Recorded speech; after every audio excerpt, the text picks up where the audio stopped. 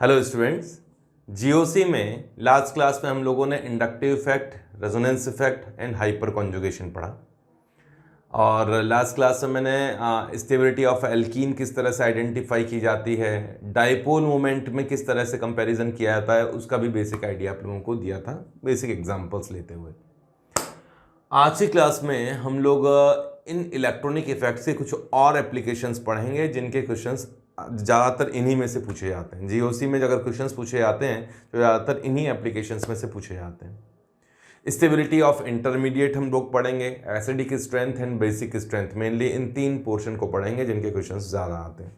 ठीक है, तो हम लोग स्टार्ट करते हैं। स्टेबिलिटी ऑफ इंटरमीडिएट्स, रिएक्शंस के बीच में, रिएक्शन में रिएक्टेंट एंड प्रोडक्ट के बीच में जो बनने वाली स्पीशीज है, शॉर्ट लाइव्ड स्पीशीज है, हाईली रिएक्टिव स्पीशीज हैं, जो बीच में आई और अंत में गायब हो गई, वो इंटरमीडिएट्स हैं। चाहे कार्बोकेटायन हो, एनायन हो, फ्री रेडिकल हो, कार्बीन हो, नाइट्रीन हो, ये इंटरमीडिएट्स के टाइप हैं। ठीक है, इन्हीं की स्टेबिलिटी के क्वेश्चंस कई बार पूछे जाते हैं। ज़्यादातर कैटायन, एनायन और फ्री रेडिकल्स की स्टेबिलिटी के क्वेश्चंस पूछे जाते हैं, तो वो मैं आप लोगों को उन्हीं एग्जांपल्स को लूंगा। देखो, किसी भी चार्ज पार्टिकल की स्टेबिलिटी अगर आपको देखनी है तो आप उस पर चार्ज डेंसिटी देखो। अगर चार्ज डेंसिटी ज़्यादा है तो स्टेबिलिटी उसकी कम होगी। एक छोटे से एरिया पर या छोटे से वॉल्यूम पर चार्ज ज़्यादा होगा तो स्टेबिलिटी उसकी कम होगी। तो स्टेबिलिटी, चाहे वो कैटायन हो चाहे वो एनायन हो, स्टेबिलिटी ऑफ आयन, आयन ही कर देता हूं, चाहे वो कैटायन हो या एनायन हो, इनवर्सली प्रोपोर्शनल होता है चार्ज डेंसिटी के। चार्ज डेंसिटी, जितनी ज़्यादा चार्ज डेंसिटी होगी स्टेबिलिटी उतनी ही ज़्यादा होगी, स्टेबिलिटी उतनी ही कम होगी। अगर चार्ज एक जगह से कई जगह फैल चुका है तो चार्ज डेंसिटी कम हो गई, चाहे वो रेजोनेंस के कारण फैले, चाहे हाइपर कॉन्जुगेशन के कारण फैले, चाहे इंडक्टिव इफेक्ट के कारण वो चार्ज डिस्ट्रीब्यूट हो जाए, उसकी स्टेबिलिटी बढ़ेगी ही बढ़ेगी।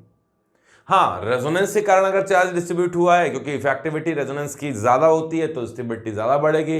हाइपर कॉन्जुगेशन के कारण कंपैरेटिवली कम बढ़ती है और इंडक्टिव इफेक्ट के कारण और कम स्टेबिलिटी बढ़ेगी या कम होगी, जैसा भी है वो ऑर्डर के ऊपर डिपेंड करता है। ठीक है, अगर मैं बात करूं कि एक पीरियड में कुछ पॉइंट्स में है जो मैं लिखूंगा तो टाइम ज़्यादा लगेगा, पर मैं जो बोल रहा हूं सुनना। अगर कोई चार्ज एक ग्रुप के एलिमेंट पर मौजूद हो, Cl minus, Br minus, I minus, तो साइज बढ़ने के साथ साथ चार्ज डेंसिटी कम होती है। बड़े साइज है, नेगेटिव चार्ज F माइनस से लेकर I माइनस तक बढ़ोगे, नेगेटिव चार्ज तो -1 है, बट I माइनस का साइज काफी बड़ा होगा, चार्ज डेंसिटी कम होगी, स्टेबिलिटी ज्यादा हो जाएगी। लेकिन अगर एक पीरियड के एलिमेंट पर आगे बढ़ोगे तो इलेक्ट्रोनेगेटिविटी के बेसिस पर हम लोग कंपैरिजन करते हैं। ठीक है, उन्हीं पॉइंट्स को एक एक करके लेता हूं। फॉर कैटायंस,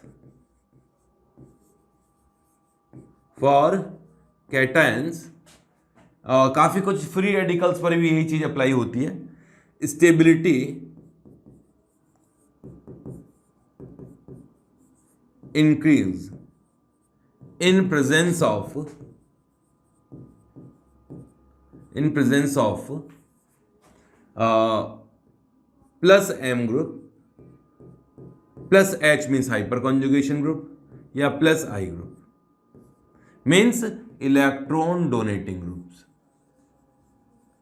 अगर कैटायन पर कोई इलेक्ट्रॉन डोनेटिंग ग्रुप अटैच्ड है तो उसकी स्टेबिलिटी बढ़ेगी। कारण क्या है? ये पॉजिटिव चार्ज है मान लीजिए, और आपने इस पर ऐसा कोई ग्रुप लगा रखा है, ये ग्रुप इसको इलेक्ट्रॉन डोनेट करता है किसी भी तरीके से, हाइपर कॉन्जुगेशन से डोनेट करे या प्लस आई से या प्लस एम से, तो इस कैटायन की स्टेबिलिटी बढ़ेगी। क्यों? अगर आप इसको इलेक्ट्रॉन डोनेट करोगे तो यहां पॉजिटिव चार्ज का मैग्नीट्यूड कम होगा, मतलब चार्ज डेंसिटी कम होगी, स्टेबिलिटी इंक्रीज हो जाएगी। क्लियर है? इसके रिवर्स, अगर आप इलेक्ट्रॉन विड्रॉइंग ग्रुप जोड़ दोगे -M -I वगैरह, तो उस कैटायन की स्टेबिलिटी कम हो जाएगी। तो मैंने इंक्रीज वाली बात की है। For anions stability increase in presence of -M -I group means electron withdrawing group. Electron withdrawing groups हो उस केस में स्टेबिलिटी इंक्रीज होगी। किसकी? एनायंस के लिए। क्यों? क्योंकि नेगेटिव चार्ज है, यहाँ चार्ज पहले से ही ज्यादा है, इससे इलेक्ट्रॉन खींचने वाला ग्रुप लगाया तो यहाँ नेगेटिव चार्ज का मैग्नीट्यूड कम होगा, स्टेबिलिटी बढ़ेगी क्योंकि चार्ज डेंसिटी कम हो रही है। ठीक है। अच्छा, अगर एस करेक्टर के बेसिस पे भी कंपैरिजन करना हो तो भी हम लोग कर सकते हैं। जैसे एस करेक्टर बढ़ता है, आप लोगों को आइडिया होगा कि sp हाइब्रिडाइजेशन में एस करेक्टर 50% होता है, sp2 हाइब्रिडाइजेशन में एस करेक्टर sp2 में 33.3% होता है और sp3 में 25% एस करेक्टर होता है। तो उस केस में जितना ज्यादा एस करेक्टर होगा इलेक्ट्रोनेगेटिविटी उतनी ज्यादा होगी, मींस इलेक्ट्रॉन विड्रॉइंग नेचर ज्यादा होगा। इनडायरेक्टली एनायन की स्टेबिलिटी को तो वो बढ़ाएगा और कैटायन की स्टेबिलिटी को कम करेगा। मींस परसेंटेज एस करेक्टर बढ़ने पर for cations stability inversely proportional होती है percentage S character, percent S character. जबकि एनायन के लिए स्टेबिलिटी डायरेक्टली प्रोपोर्शनल होती है परसेंट एस करेक्टर। लेकिन ये एस करेक्टर जो है वो तभी देखना चाहिए जब मतलब सेम एटम पर चार्ज हो। कार्बन sp2 है, कार्बन ही sp3 है, कार्बन ही sp है, फिर उन पे चार्ज है तो वहां देख लो, वरना तो ये ज्यादा काम करेगा नहीं क्योंकि और बहुत सारे फैक्टर्स काम करते हैं। तो ये तो मैंने बेसिक आइडिया आपको दिए। अब इनके बेसिस पे कुछ एग्जांपल्स देता हूं। एग्जांपल्स करने से पहले मैं एक जनरल ऑर्डर आप लोगों को जरूर बता देता हूं क्योंकि इस जनरल ऑर्डर के बेसिस पे क्वेश्चंस पूछे जाते हैं। ठीक है, तो ये लिखो general order of stability, general order of stability of carbocations. Carbocations को ही कार्बोनियम आयंस भी कहा जाता है, कार्बोकेटायंस को ही कार्बोनियम आयन कहा जाता है। इसकी स्टेबिलिटी का एक जनरल ऑर्डर समझना। फर्स्ट तो है ट्रोपाइलियम आयन, इसे कहा जाता है ट्रोपाइलियम आयन। ठीक है, ट्रोपाइलियम आयन 6 पाई इलेक्ट्रॉन सिस्टम है, 1 2 3 4 5 6, और ये पॉजिटिव चार्ज रेजोनेंस करेगा पूरी तरीके से। एरोमेटिसिटी का एक बेसिक रूल है कि एरोमेटिसिटी की कुछ कंडीशंस बोल रहा हूं, ध्यान से सुनना, यहां पूरी लिखवा नहीं सकता हूं। एरोमेटिक कंपाउंड साइक्लिक होता है, प्लेनर होता है, अनसैचुरेटेड होता है, उसमें कंप्लीट कॉन्जुगेशन होता है। अब कंप्लीट कॉन्जुगेशन का मतलब समझना, ये पॉजिटिव चार्ज रेजोनेंस करना स्टार्ट करेगा, डबल बॉन्ड यहां आया, पॉजिटिव यहां आया, फिर डबल बॉन्ड आगे बढ़ेगा, पॉजिटिव, ये इस तरीके से रेजोनेंस करते हुए पूरी रिंग पर छा जाएगा और इसकी स्टेबिलिटी बढ़ जाएगी। तो मैंने कहा कि एरोमेटिक कंपाउंड साइक्लिक होते हैं, प्लेनर होते हैं और अनसैचुरेटेड होते हैं, उसमें कंप्लीट कॉन्जुगेशन होता है, उसमें 4n+2 पाई इलेक्ट्रॉन्स होते हैं। 4n+2 पाई इलेक्ट्रॉन का मतलब है n = 0 1 2 3 4 5 कुछ भी रख दो, n की वैल्यू अगर 0 रखोगे तो 2 पाई इलेक्ट्रॉन सिस्टम, n की वैल्यू अगर 1 रखोगे तो 6 पाई इलेक्ट्रॉन सिस्टम, फिर 3 रखोगे तो 10 पाई, 14 18 22, मतलब 2 + 4 + 4 + 4 + 4 करते जाएं। इतने इलेक्ट्रॉन्स उन एरोमेटिक सिस्टम्स में होते हैं और वो मैंने अभी जो प्रॉपर्टीज बताई वो सारी उन प्रॉपर्टीज का फॉलो करते हैं। वो एरोमेटिक कंपाउंड्स होते हैं, हाईली स्टेबल कंपाउंड्स होते हैं। एंटी एरोमेटिक कंपाउंड्स में 4n पाई इलेक्ट्रॉन्स होते हैं, मतलब 4 पाई इलेक्ट्रॉन सिस्टम हो या 8 पाई इलेक्ट्रॉन सिस्टम हो तो वो एंटी एरोमेटिक कंपाउंड्स होते हैं जो कि बिल्कुल अनस्टेबल कंपाउंड्स होते हैं। ठीक है, उन कंपाउंड्स को यहां लेता हूं। ये ट्रोपाइलियम आयन है, 6 पाई इलेक्ट्रॉन सिस्टम है, एरोमेटिक सिस्टम है, एरोमेटिक आयन है और एरोमेटिक आयन बहुत ज्यादा स्टेबल होते हैं। इसमें 7 रेजोनेटिंग स्ट्रक्चर बनती है, मैंने तो बनाई नहीं है अभी। 7 रेजोनेटिंग स्ट्रक्चर बनती है, 7 की 7 रेजोनेटिंग स्ट्रक्चर्स एरोमेटिक है, इसलिए इसकी स्टेबिलिटी काफी ज्यादा है। एक ऑर्डर मैं पहले लिख देता हूं, फिर जैसे जैसे जरूरत होगी वैसे वैसे हम लिखते जाएंगे। ठीक है, पहले इनको देख लो। ROCH2+,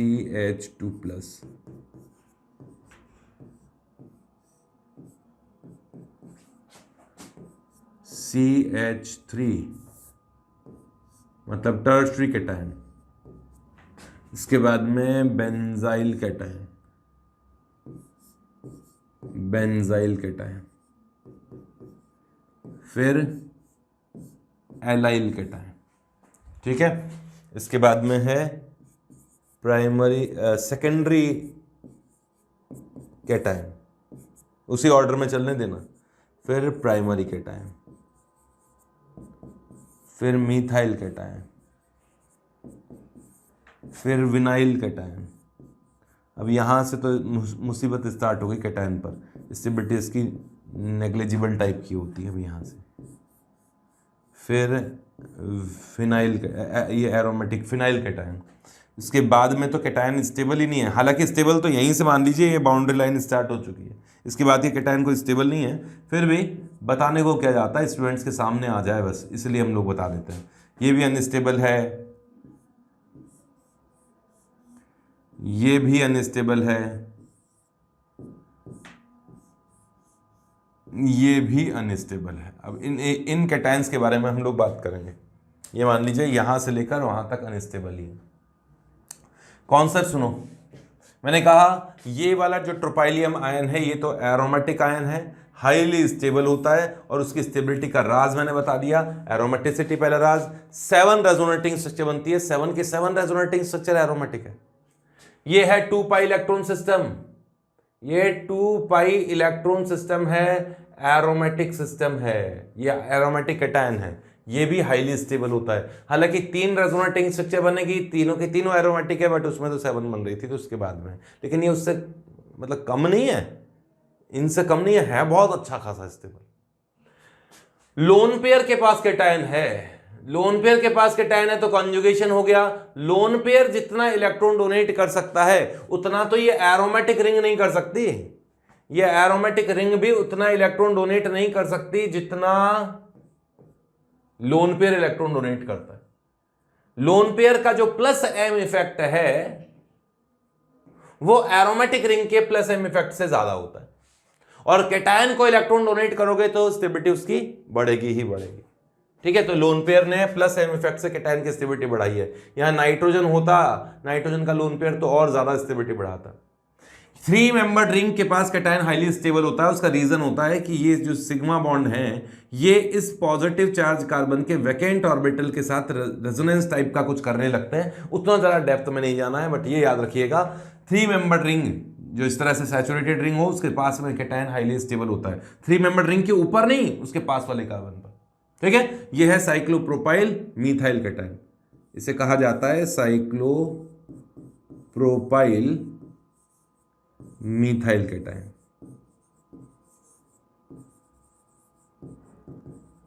टर्शरी बेंजाइलिक,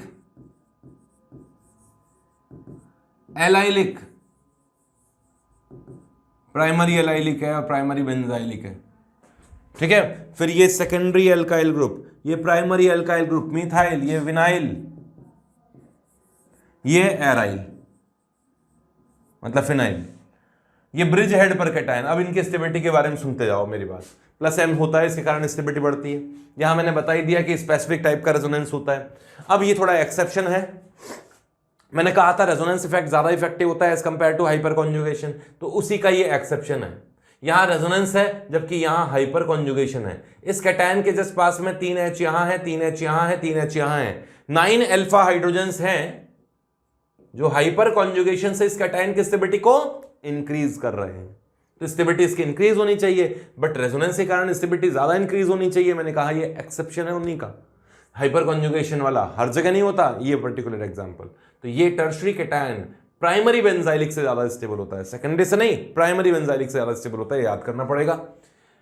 और बेंजाइलिक में तो रेजोनेंस होगा ही होगा इस डबल बॉन्ड का इस कैटायन के साथ, इसमें भी रेजोनेंस होगा बट उसमें ज्यादा होगा, इसलिए बेंजाइलिक थोड़ा ज्यादा स्टेबल है, एलाइलिक कंपैरेटिवली थोड़ा सा कम स्टेबल है।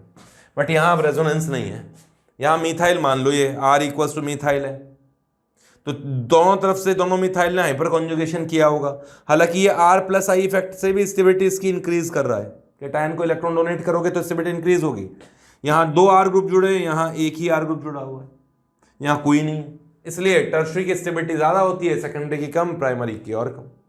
अब देखो डबल बॉन्ड पर, यहां तो ये कार्बन कौन से स्टेट में, sp3 स्टेट में, जबकि डबल बॉन्ड पे जब कार्बन आ जाएगा तो sp स्टेट में आ जाएगा। जब डबल बॉन्ड पे पॉजिटिव चार्ज होगा, ये वाला कार्बन पे पॉजिटिव चार्ज होगा, तो sp स्टेट में आ जाएगा, sp2 नहीं sp। इस कारण से एस करेक्टर काफी बढ़ गया इनमें। डबल बॉन्ड पे पॉजिटिव चार्ज, ट्रिपल बॉन्ड पे पॉजिटिव चार्ज, ट्रिपल बनता ही नहीं है ये तो फिर भी चलो थोड़ा बहुत तो सहन कर लेंगे, बट ये तो बनते ही नहीं है, अनस्टेबल ही है। तो एस करेक्टर बढ़ता जा रहा है इसमें, इसलिए इसकी स्टेबिलिटी काफी कम है। ब्रिज हेड पर पॉजिटिव चार्ज पॉसिबल नहीं होता है, ये छोटी रिंग है, ब्रिज हेड पर पॉजिटिव चार्ज बनता ही नहीं है, अनस्टेबल होता है। ब्रिज हेड समझते हो, इस तरह से बाईसाइक्लिक कंपाउंड है, ये तो मोनोसाइक्लिक कंपाउंड है, और यहां बाईसाइक्लिक कंपाउंड है और यहां पॉजिटिव चार्ज है, तो समझ लेना इस पॉजिटिव चार्ज की शामत आ चुकी है। ब्रिज हेड वाली पोजीशन पे पॉजिटिव चार्ज इसलिए अनस्टेबल होता है क्योंकि यहां प्लेनरिटी नहीं हो सकती कभी भी। अगर प्लेनरिटी होती तो ये चल जाता, लेकिन यहां ऐसी सिचुएशन आती कि प्लेनरिटी नहीं हो सकती है, रिंग स्ट्रेन बढ़ जाता है, अनस्टेबल होता है। तो डायरेक्ट याद कीजिएगा, ब्रिज हेड पे पॉजिटिव चार्ज मतलब कार्बन पे पॉजिटिव चार्ज नहीं लगाना है, ब्रिज हेड पर डबल बॉन्ड भी नहीं लगाना है, वरना तब भी इसमें रिंग स्ट्रेन आ जाता है। ठीक है, ये हो गया 4 pi electron system, 1 2 3 4 pi electron system. मैंने बताया था क्या होता है, एंटी एरोमेटिक होता है, एंटी एरोमेटिक, और एंटी एरोमेटिक स्पीशीज अनस्टेबल होती है। क्लियर है? तो ये कैटायंस की स्टेबिलिटी का एक जनरल ऑर्डर मैंने बताया है। ऐसे ही एनायंस की स्टेबिलिटी का एक जनरल ऑर्डर लेते हैं, फिर हम बात करेंगे आगे फ्री रेडिकल्स के लिए। तो general order of stability of anion, stability of anions, क्योंकि एनायंस पर इलेक्ट्रॉन डेंसिटी पहले से ही ज्यादा है और उससे इलेक्ट्रॉन विड्रॉ करोगे तो स्टेबिलिटी बढ़ेगी। देखो जो एक्सपेरिमेंटल ऑर्डर है उसके बेसिस बताता हूं, ये एनायन काफी स्टेबल है और रीजन भी बता दूंगा। कीटोन के जस्ट पास में नेगेटिव चार्ज हो तो वो भी ठीक ठाक स्टेबल होता है, मतलब अच्छा खासा स्टेबल होता है। फिर होता है ये ट्रिपल बॉन्ड पर नेगेटिव चार्ज, फिर होता है PHCH ये नेगेटिव चार्ज, फिर होगा डबल बॉन्ड के जस्ट पास में ये नेगेटिव चार्ज, फिर होगा विनाइलिक, विनाइलिक को यहां लेता हूं,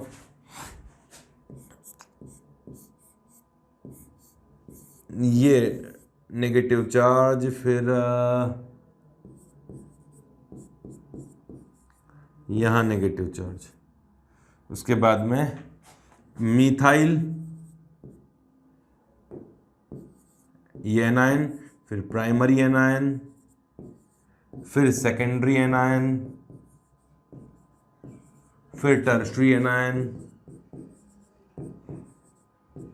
फिर एंटी एरोमेटिक ले लेता हूं,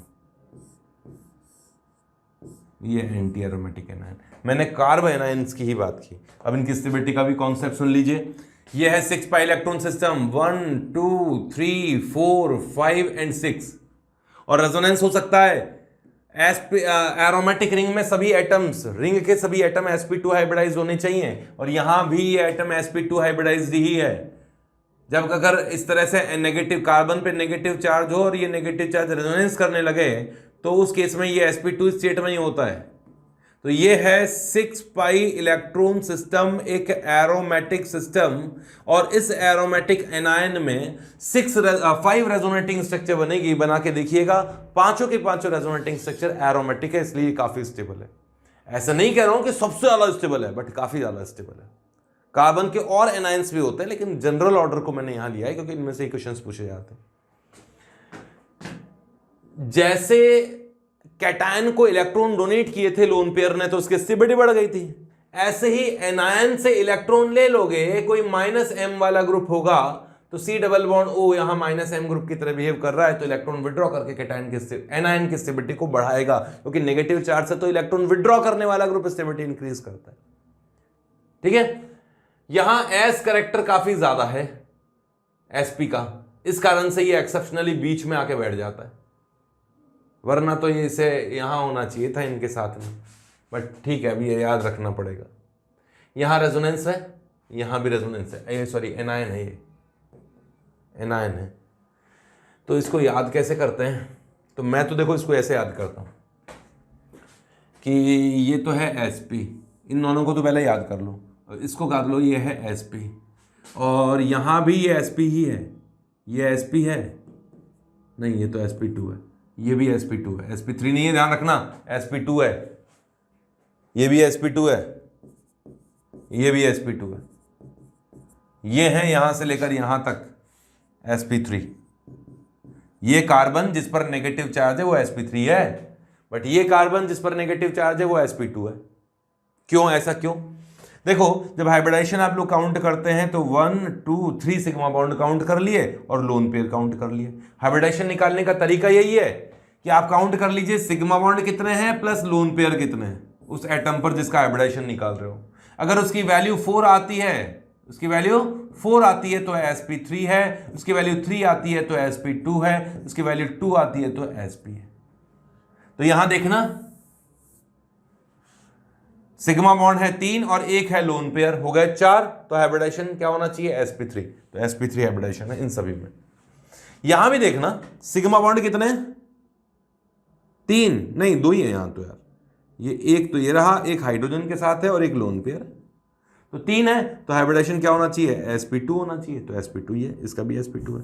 लेकिन कंफ्यूजन होता है यहां आप देखोगे कि सर यहाँ तो मुझे 3 सिग्मा बॉन्ड दिखाई दे रहे हैं, एक किस फिनाइल के साथ, 2 हाइड्रोजन के साथ, तो 3 तो सिग्मा बॉन्ड है और एक लोन पेयर ही तो है नेगेटिव चार्ज का, तो इसकी वैल्यू तो 4 हो गई, 4 के हिसाब से तो हाइब्रिडाइजेशन sp2 होना चाहिए, sp3 होना चाहिए, तो sp2 क्यों बताया आपने?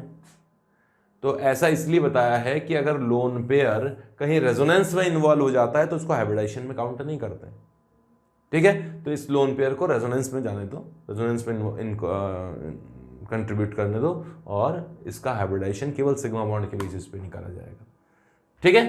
तो इसका हाइब्रिडाइजेशन भी sp2 है। तो ऐसे याद करो ना, एनायंस की स्टेबिलिटी s करेक्टर बढ़ने पर बढ़ जाती है, तो ये sp है, काफी ज्यादा s करेक्टर, यहां से लेकर यहां तक sp2 है, थोड़ा कम s करेक्टर, और यहां तक और s करेक्टर कम हो गया, sp3 हाइब्रिडाइजेशन, s करेक्टर 25% ही हो गया, ठीक है? अब इसमें कंपैरिजन कैसे करें इन दोनों में? इसमें रेजोनेंस ज्यादा होता है एरोमेटिक रिंग के साथ, इसका रेजोनेंस थोड़ा कम होता है। इसमें और इसमें कंपैरिजन कैसे किया जाए? इसमें बहुत सारे sp2 कार्बन है तो सभी का माइनस आई इफेक्ट वगैरह लग रहा होगा, इलेक्ट्रॉन विड्रॉ करने की नेचर लग रही होगी, तो इस कारण से ज्यादा स्टेबल है। इनमें कंपैरिजन कैसे करें? इसमें देखो 3 प्लस आई ग्रुप जुड़े हुए हैं, प्लस आई, ये भी प्लस आई है, आर ग्रुप का मतलब एल्काइल ग्रुप मतलब प्लस आई ग्रुप। अब प्लस आई ग्रुप इस एनायन को इलेक्ट्रॉन डोनेट करेगा, एनायन वैसे ही ज्यादा इलेक्ट्रॉन लेके बैठा है, उसको इलेक्ट्रॉन डोनेट करोगे तो उसकी स्टेबिलिटी कम हो जाएगी, तो यहां स्टेबिलिटी बहुत कम होगी। टर्शरी कैटायन काफी स्टेबल है, लेकिन टर्शरी एनायन कम स्टेबल है। एनायंस में प्राइमरी, सेकेंडरी, ये भी प्राइमरी है, सेकेंडरी एंड टर्शरी, ये ऑर्डर होता है। कैटायंस में टर्शरी ज्यादा स्टेबल है, एनायंस में प्राइमरी ज्यादा स्टेबल है, ठीक है? तो ये ऑर्डर आप लोग देख लीजिएगा। ये कौन है? ये है 1 2 3 4 पाई इलेक्ट्रॉन सिस्टम, एक एंटी एरोमेटिक सिस्टम है जो कि अनस्टेबल होता है, एंटी एरोमेटिक अनस्टेबल होता है, एरोमेटिक बहुत ज्यादा स्टेबल होता है। क्लियर है? तो ये एनायंस की स्टेबिलिटी का जनरल ऑर्डर है। फिर मैं फ्री रेडिकल्स की स्टेबिलिटी का जनरल ऑर्डर लूंगा। चले आगे, चलो जी। Stability of free radicals, free radicals, अरे यार देखो भाई, फ्री रेडिकल्स भी कैटायंस की तरह ही इलेक्ट्रॉन डेफिशिएंट होते हैं, बस उस पर पॉजिटिव चार्ज नहीं होता। तो कैटायंस की तरह इसको काफ़ी कुछ मान लीजिए। और जैसे ये वाला फ्री रेडिकल है, ये हाईली स्टेबल होगा क्योंकि 3 रिंग के साथ रेजोनेंस कर रहा है। देखो ये वाला फ्री रेडिकल हाईली स्टेबल है, 3 रिंग के साथ रेजोनेंस होगा इस फ्री रेडिकल का। यहाँ 2 रिंग के साथ ही रेजोनेंस होगा, यहाँ केवल एक ही रिंग के साथ रेजोनेंस होगा बेंजाइलिक, ठीक है? यहाँ डबल बॉन्ड के साथ रेजोनेंस है। फिर टर्शरी के अंदर हाइपर कॉन्जुगेशन होता है, यहाँ वो एक्सेप्शन अप्लाई नहीं होगा जो कैटायंस में था, तो ये टर्शरी है। फिर सेकेंडरी में हाइपर कॉन्जुगेशन, जैसे यहाँ R इक्वल्स टू मिथाइल ही मान लो, तो सेकेंडरी में टर्शरी से कम होगा। फिर RCH2 रेडिकल, प्राइमरी रेडिकल, एक ही R ग्रुप के साथ हाइपर कॉन्जुगेशन होगा, और फिर मिथाइल रेडिकल। और जैसे कैटायन भी एस करेक्टर बढ़ने पर कम स्टेबल होते जाते हैं, वैसे फ्री रेडिकल्स भी एस करेक्टर बढ़ने पर कम स्टेबल होंगे। तो मल्टीपल बॉन्ड पर फ्री रेडिकल्स की स्टेबिलिटी काफ़ी कम होती है। ये मल्टीपल बॉन्ड से इन पर कैटायंस की तरह ही फ्री रेडिकल्स की स्टेबिलिटी कम होती जाती है। तो ये जनरल ऑर्डर है stability of cation, anion and free radicals की। हालांकि इनके एग्जांपल्स का कोई मतलब छोर ही नजर नहीं आता है, जितने लेते जाओ उतने ही कम है, जितने लेते जाओ उतने ही कम है। लेकिन बेसिक ऑर्डर जो है वो इन्हीं के कॉन्सेप्ट के, इन्हीं में से डायरेक्ट और इनडायरेक्ट आप निकाल सकते हैं कॉन्सेप्ट। तो इसके बाद में स्टेबिलिटी ऑफ इंटरमीडिएट के बाद में मैं कैटायंस में रीअरेंजमेंट होता है उसके बारे में थोड़ा सा आप लोगों को बताना चाहूंगा। कई रिएक्शंस हैं जिनमें रीअरेंजमेंट होता है। जहां भी किसी रिएक्शन में कार्बोकैटायन बनता है वहां रीअरेंजमेंट की पूरी पॉसिबिलिटी होती है, चाहे वो SN1 रिएक्शन हो, चाहे वो E1 रिएक्शन हो, चाहे वो इलेक्ट्रोफिलिक एडिशन रिएक्शन हो जिसमें कैटायन बनता है, चाहे वो फ्रिडल-क्राफ्ट रिएक्शन हो। बहुत सारी जगह इंटरमीडिएट्स में कैटायंस में रीअरेंजमेंट के एग्जांपल्स आते हैं। तो अब हम लोग कैटायंस में रीअरेंजमेंट की बात करेंगे। ये रीअरेंजमेंट भी कैटायंस की स्टेबिलिटी से ही रिलेटेड है, इसलिए मैं यहां पर कैटायंस की स्टेबिलिटी के साथ साथ ही रीअरेंजमेंट भी बता देता हूं। तो रीअरेंजमेंट इन कार्बोकैटायंस, अगर किसी रिएक्शन में कार्बोकैटायन बना है तो उसमें रीअरेंजमेंट से उसकी स्टेबिलिटी बढ़ती है। मेन मुद्दे की बात यही है। देखना, मैं एग्जांपल ले रहा हूं डायरेक्ट ही, और रीअरेंजमेंट की डेफिनेशन नहीं समझाऊंगा। ये देखिए, मान लीजिए किसी रिएक्शन में या ऐसा कैटायन बन गया जो कि प्राइमरी कैटायन है, तो रीअरेंजमेंट में क्या होता है, इस कैटायन के पड़ोस वाली पोजीशन पर जो भी एटम है, जैसे अभी कार्बन ही है, तो उस पर अगर हाइड्रोजन मौजूद है तो हाइड्रोजन, अगर हाइड्रोजन नहीं है तो कोई दूसरा एल्काइल ग्रुप या फिनाइल ग्रुप जो भी है, वो हाइड्रोजन अपने बॉन्ड के इलेक्ट्रॉन्स के साथ जंप लगाकर यहां पहुंच जाता है। और इससे इलेक्ट्रॉन्स के साथ जंप लगा रहा है, मैंने कहा, वापस बोलूंगा, ये इलेक्ट्रॉन डेफिशिएंट कार्बन है, पॉजिटिव चार्ज कार्बन है, प्राइमरी कार्बन है। इस कार्बन के जस्ट पास वाली पोजीशन पर जो एटम है उस पर कोई भी ग्रुप होगा, हाइड्रोजन होगा तो हाइड्रोजन, एल्काइल ग्रुप होगा तो एल्काइल ग्रुप, फिनाइल ग्रुप होगा तो ये ग्रुप अपने इस बॉन्ड के इलेक्ट्रॉन्स के साथ में, दल बल के साथ में H- के फॉर्म में, ऐसा मान लीजिए, यहां से इसके पड़ोस वाली पोजीशन पे पहुंचता है। किस तरीके से? इस तरीके से। ये CH3 है, यहां से H, इस जगह से H उठकर कहां पहुंच गया, इस जगह आ गया H- के फॉर्म में। तो जब H- के फॉर्म में आया तो यहां जो पॉजिटिव चार्ज था वो खत्म हो गया और यहां पॉजिटिव चार्ज आ गया। इसे कहा जाता है रीअरेंजमेंट, हाइड्राइड शिफ्ट कहा जाता है। ये प्राइमरी कैटायन से सेकेंडरी कैटायन बन गया, यही इसका ड्राइविंग फोर्स है। सेकेंडरी कैटायन मोर स्टेबल है रिएक्टेंट कैटायन से, मतलब पेरेंट कैटायन से, इसीलिए रीअरेंजमेंट हुआ है। कुल मिला के रीअरेंजमेंट इसलिए होता है कि कैटायन की स्टेबिलिटी बढ़ जाए, और जहां मौका मिले वहां रीअरेंजमेंट करवा देना चाहिए अगर फ्री कार्बोकैटायन बना है तो। ये रीअरेंजमेंट इंट्रामॉलिक्यूलर रीअरेंजमेंट होता है, मतलब यहां से बॉन्ड टूटता जाता है और यहां जुड़ता जाता है, तो इस तरह का इंटरमीडिएट यहां बीच में बनता है, ऐसे ऐसे ऐसे। तो H- टूटता जा रहा है और धीरे धीरे पॉजिटिव चार्ज खिसक के यहां से यहां आता जा रहा है। इस तरह की ट्रांजिशन स्टेट बनती है। ट्रांजिशन स्टेट वो होती है जो जहां बॉन्ड ब्रेकिंग, बॉन्ड फॉर्मेशन एक साथ चल रहा होता है, बट इसे आइसोलेट नहीं किया जा सकता। ठीक है, अब कुल मिला के मैंने कहा ना, रीअरेंजमेंट में स्टेबिलिटी बढ़ानी होती है। ये वाला इंटरमीडिएट देखना, ये कैटायन है। अगर किसी रिएक्शन में ऐसा कैटायन बनता है तो यहाँ से जब तक H है तो H ही शिफ्ट कराना, तो H शिफ्ट होकर, H हाइड्राइड शिफ्ट बोलेंगे या H शिफ्ट बोलेंगे, तो ये H शिफ्ट होकर स्टेबिलिटी बढ़ा रहा है। देखो H शिफ्ट होकर यहाँ आ गया तो ये कार्बन तो न्यूट्रल हो गया, बट पॉजिटिव चार्ज आ गया टर्शरी। ये प्राइमरी था, ये टर्शरी था, मोर स्टेबल है, इसलिए इसमें रीअरेंजमेंट हो सकता है। अच्छा, ऐसा नहीं है कि रीअरेंजमेंट बिल्कुल एक ही स्टेप तक होता है, 2 स्टेप तक, 3 स्टेप तक, जब तक स्टेबिलिटी बढ़े तब तक हो सकता है। जैसे यहां इस प्राइमरी केटायन में इस जगह से H शिफ्ट होकर यहां आ जाए तो केटायन क्या बनेगा? सेकेंडरी। बढ़िया है, अच्छा है, ज्यादा स्टेबल है। लेकिन एक और बार हो सकता है, एक और बार इस जगह का जो H है वो अपने इलेक्ट्रॉन्स के साथ यहां आ जाए, हाइड्राइड शिफ्ट हो जाए तो पॉजिटिव चार्ज यहां आएगा, क्योंकि वो H शिफ्ट होकर तो यहां आ गया तो पॉजिटिव चार्ज यहां आएगा, ये हाइड्राइड शिफ्ट हो गया। इससे फायदा हुआ क्या? बिल्कुल हुआ, टर्शियरी केटायन बना, मोर स्टेबल केटायन बना। तो यहां 2 स्टेप तक रीअरेंजमेंट होंगे। अब आप ऐसे मत करना कि सर हम तो 2 स्टेप काहे को करें, एक में ही कर देंगे, कि यहां से H को उठाकर डायरेक्ट यहां जंप लगा देंगे, तो ऐसा नहीं होता है। रीअरेंजमेंट में हाइड्रोजन हमेशा एडजेसेंट पोजीशन पे शिफ्ट हो जाता है, ये 1-2 शिफ्ट कहलाता है। ऐसा नहीं है 1 से 3rd पोजीशन पे शिफ्ट कर दो, जब तक शिफ्ट होता जाए स्टेबिलिटी बढ़ती जाए, तो ये स्टेबिलिटी बढ़ती जाएगी, शिफ्ट होता जाएगा। ठीक है, ये है रीअरेंजमेंट। 2-4 एग्जांपल्स और लेता हूं रीअरेंजमेंट के, यहां तक तो चलें, आगे बढ़ेंगे, मतलब रुकने का काम नहीं है। देखना, ये वाला केटायन है, प्राइमरी केटायन है, इसमें इस जगह से H शिफ्ट होकर यहां आ गया तो सेकेंडरी केटायन बना, अच्छी बात है, बन सकता है, ज्यादा स्टेबल है। अगर यहां से H शिफ्ट होकर यहां आ जाए तो फिर सेकेंडरी केटायन बना, ये गंदी बात है, ये नहीं होगा, स्टेबिलिटी बढ़ नहीं रही है, उल्टा कम हो गई है। इसमें देखो 5 अल्फा H हाइड्रोजन्स थे, इस केटायन के जस्ट पास में 3 H यहां है, 2 H यहां है। इस केटायन के जस्ट पास में 2 H यहां है, 1 H यहां है, 3 अल्फा H है। हाइपर कॉन्जुगेशन कम होगा, उसमें हाइपर कॉन्जुगेशन ज्यादा आया था, तो ये ज्यादा स्टेबल था। ज्यादा स्टेबल से कम स्टेबल थोड़ी ना बनेगा।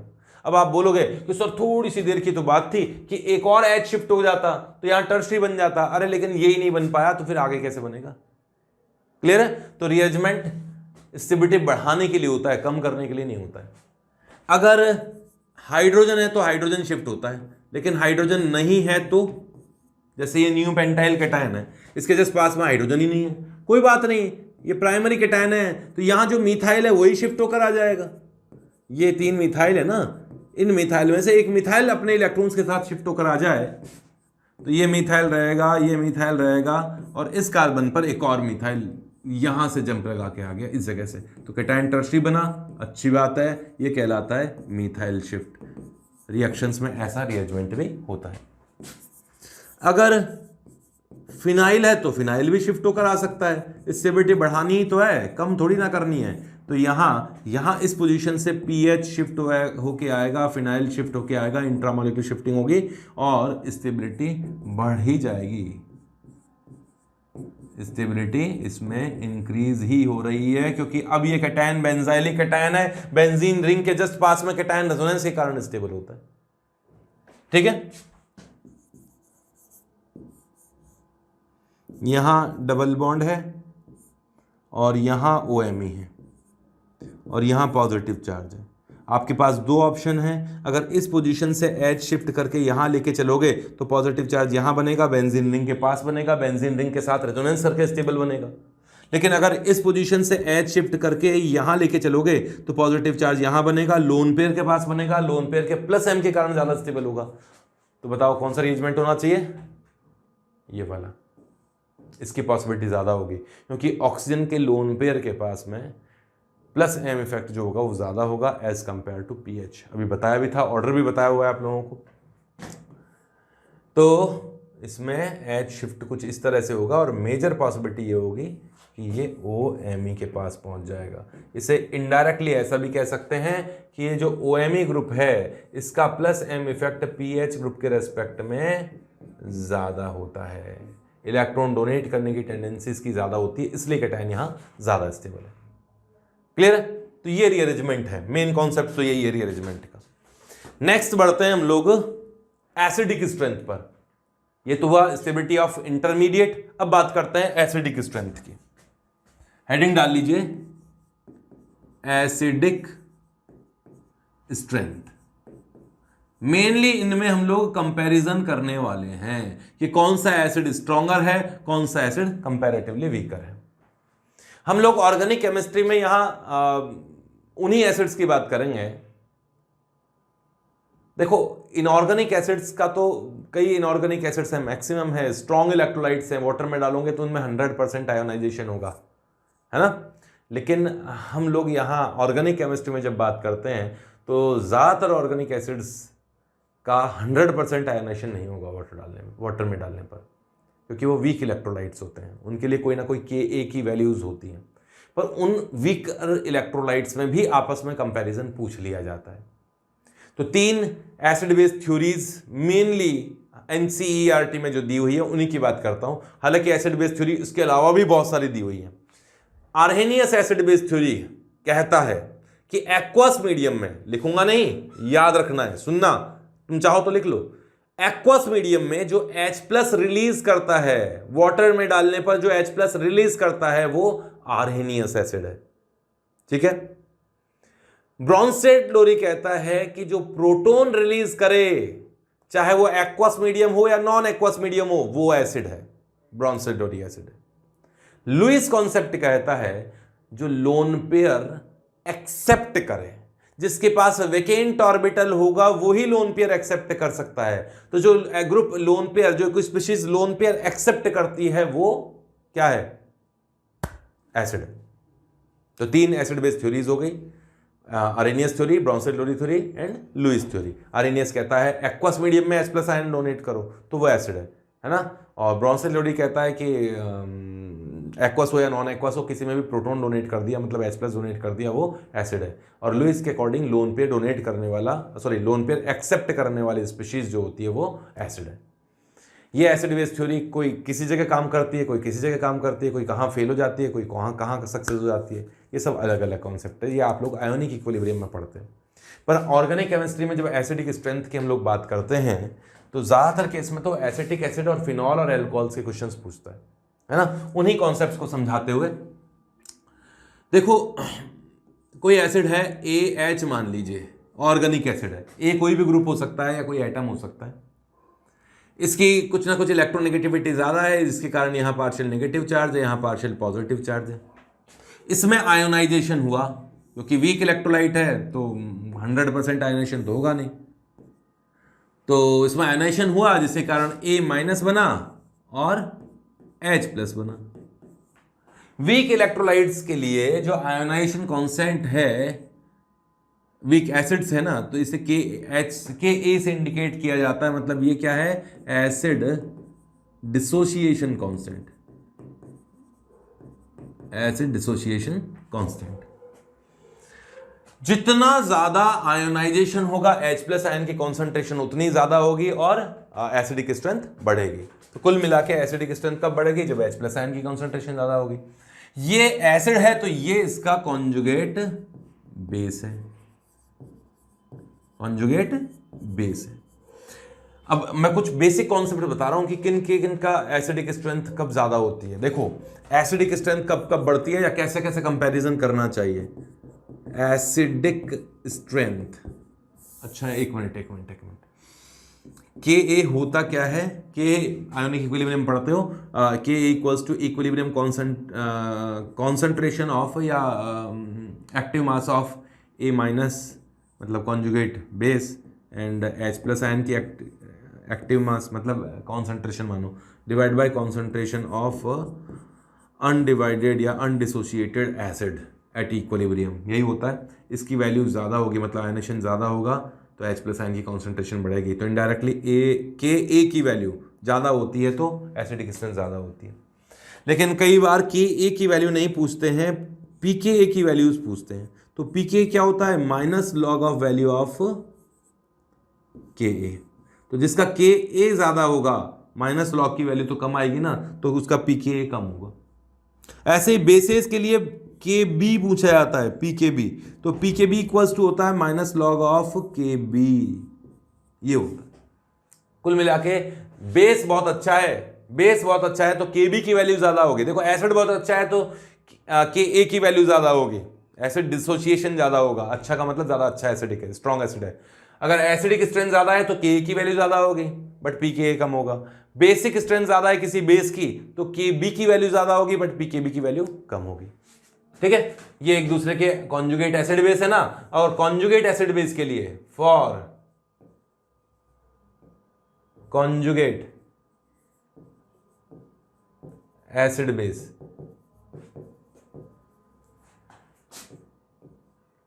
pKa प्लस pKb की वैल्यू 14 होती है एट 25 डिग्री सेल्सियस। मतलब इसका pKa की वैल्यू 3 है तो इसके pKb की वैल्यू 11 होगी, 14 के बराबर होगी। 3 है तो इसकी वैल्यू कितनी होगी? 11 होगी, तभी उसकी वैल्यू 14 हो सकती है। ठीक है, चले आगे, लिख लो यहां तक। 1 मिनट में पानी पी लेता हूं।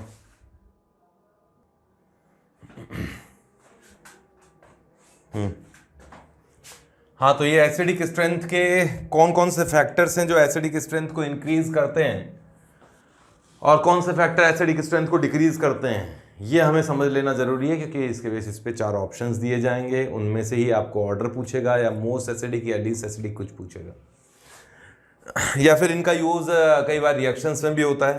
तो एसिडिक स्ट्रेंथ में कौन कौन से फैक्टर ने इफेक्ट करते हैं, उन फैक्टर्स की बात करते हैं। एसिडिक स्ट्रेंथ,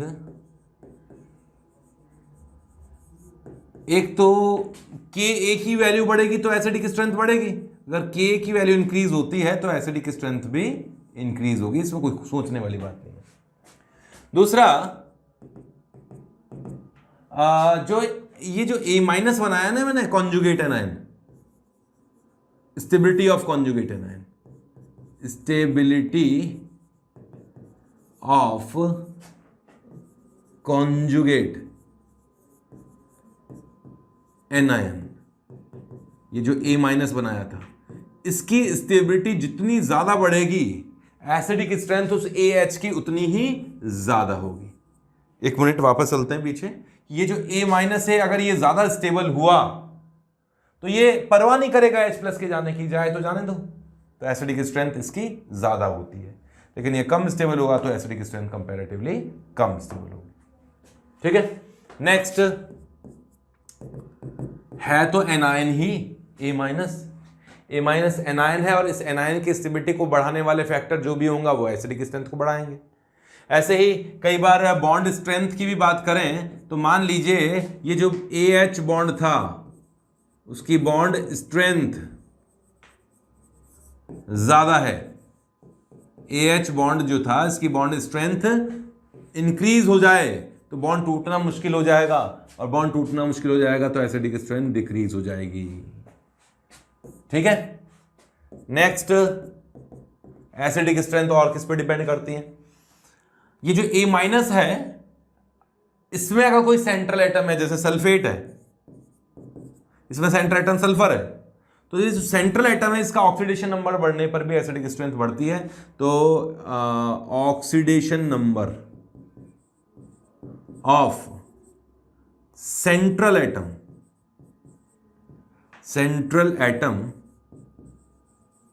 ऑफ A- अगर उसकी वैल्यू इंक्रीज होती है, मतलब सेंट्रल एटम का ऑक्सीडेशन नंबर एक में तो +4 है, दूसरे में +6 है, सॉरी माइनस बोलूंगा, -4 है, -6 है, अरे जो भी है, जितना ज़्यादा ऑक्सीडेशन नंबर होगा उसकी एसिडिक स्ट्रेंथ उतनी ज़्यादा होगी। जैसे सल्फेट है, ये सल्फ्यूरिक एसिड का A- है, मतलब कॉन्जुगेट बेस है, और ये सल्फाइट है, सल्फाइट, ये सल्फ्यूरस एसिड का ऑक्साइड है, एनायन है, तो इसका सेंट्रल एटम का जो है वो +6 है, इसका +4 है, तो सेंट्रल एटम का ऑक्सीडेशन नंबर जितना ज़्यादा होगा एसिडिक स्ट्रेंथ उतनी ज़्यादा होगी उसके कॉन्जुगेट एसिड की, मतलब सल्फ्यूरिक एसिड की एसिडिक स्ट्रेंथ सल्फ्यूरस एसिड से ज़्यादा होगी। ये कॉन्सेप्ट था कहने का। ठीक है, तो उस केस में एसिडिक स्ट्रेंथ बढ़ती है। अच्छा, मैंने अभी कहा कि A- की स्टेबिलिटी को बढ़ाने वाले फैक्टर एसिडिक स्ट्रेंथ को भी बढ़ा देंगे। अगर A- जो भी है ये कॉन्जुगेट एनायन, इस पर इलेक्ट्रॉन विड्रॉ करने वाले ग्रुप जुड़े हों तो एसिडिक स्ट्रेंथ बढ़ती है, तो एसिडिक स्ट्रेंथ इंक्रीज होगी in presence of electron withdrawing groups, short में EWS लिखूंगा, E means electron withdrawing group, EWG लिखूंगा, मीन्स -M -I ये ग्रुप हों तो उसकी प्रेजेंस में एसिडिक स्ट्रेंथ बढ़ती है, जबकि इलेक्ट्रॉन डोनेट करने वाले ग्रुप्स की प्रेजेंस में एसिडिक स्ट्रेंथ डिक्रीज होती है। इलेक्ट्रॉन डोनेटिंग ग्रुप्स मतलब प्लस m इलेक्ट्रॉन डोनेट करता है, हाइपर कॉन्जुगेशन इलेक्ट्रॉन डोनेट करता है, प्लस I इलेक्ट्रॉन डोनेट करता है, तो इनके प्रेजेंस में एसिडिक स्ट्रेंथ डिक्रीज होती है। इसके अलावा भी बहुत सारे फैक्टर्स हैं, एरोमेटिसिटी भी फैक्टर आता है, कई बार हाइड्रोजन बॉन्डिंग भी आती है, स्टेरिक हिंड्रेंस भी इसका फैक्टर आता है, सॉल्वेशन, बहुत सारे फैक्टर्स हैं जिनके बेसिस पे एसिडिक स्ट्रेंथ और बेसिक स्ट्रेंथ का कंपैरिजन किया जा सकता है। लेकिन जो मोटा मोटा कंपैरिजन है वो तो इनके बेसिस पे किया जा सकता है। ठीक है, बढ़े आगे।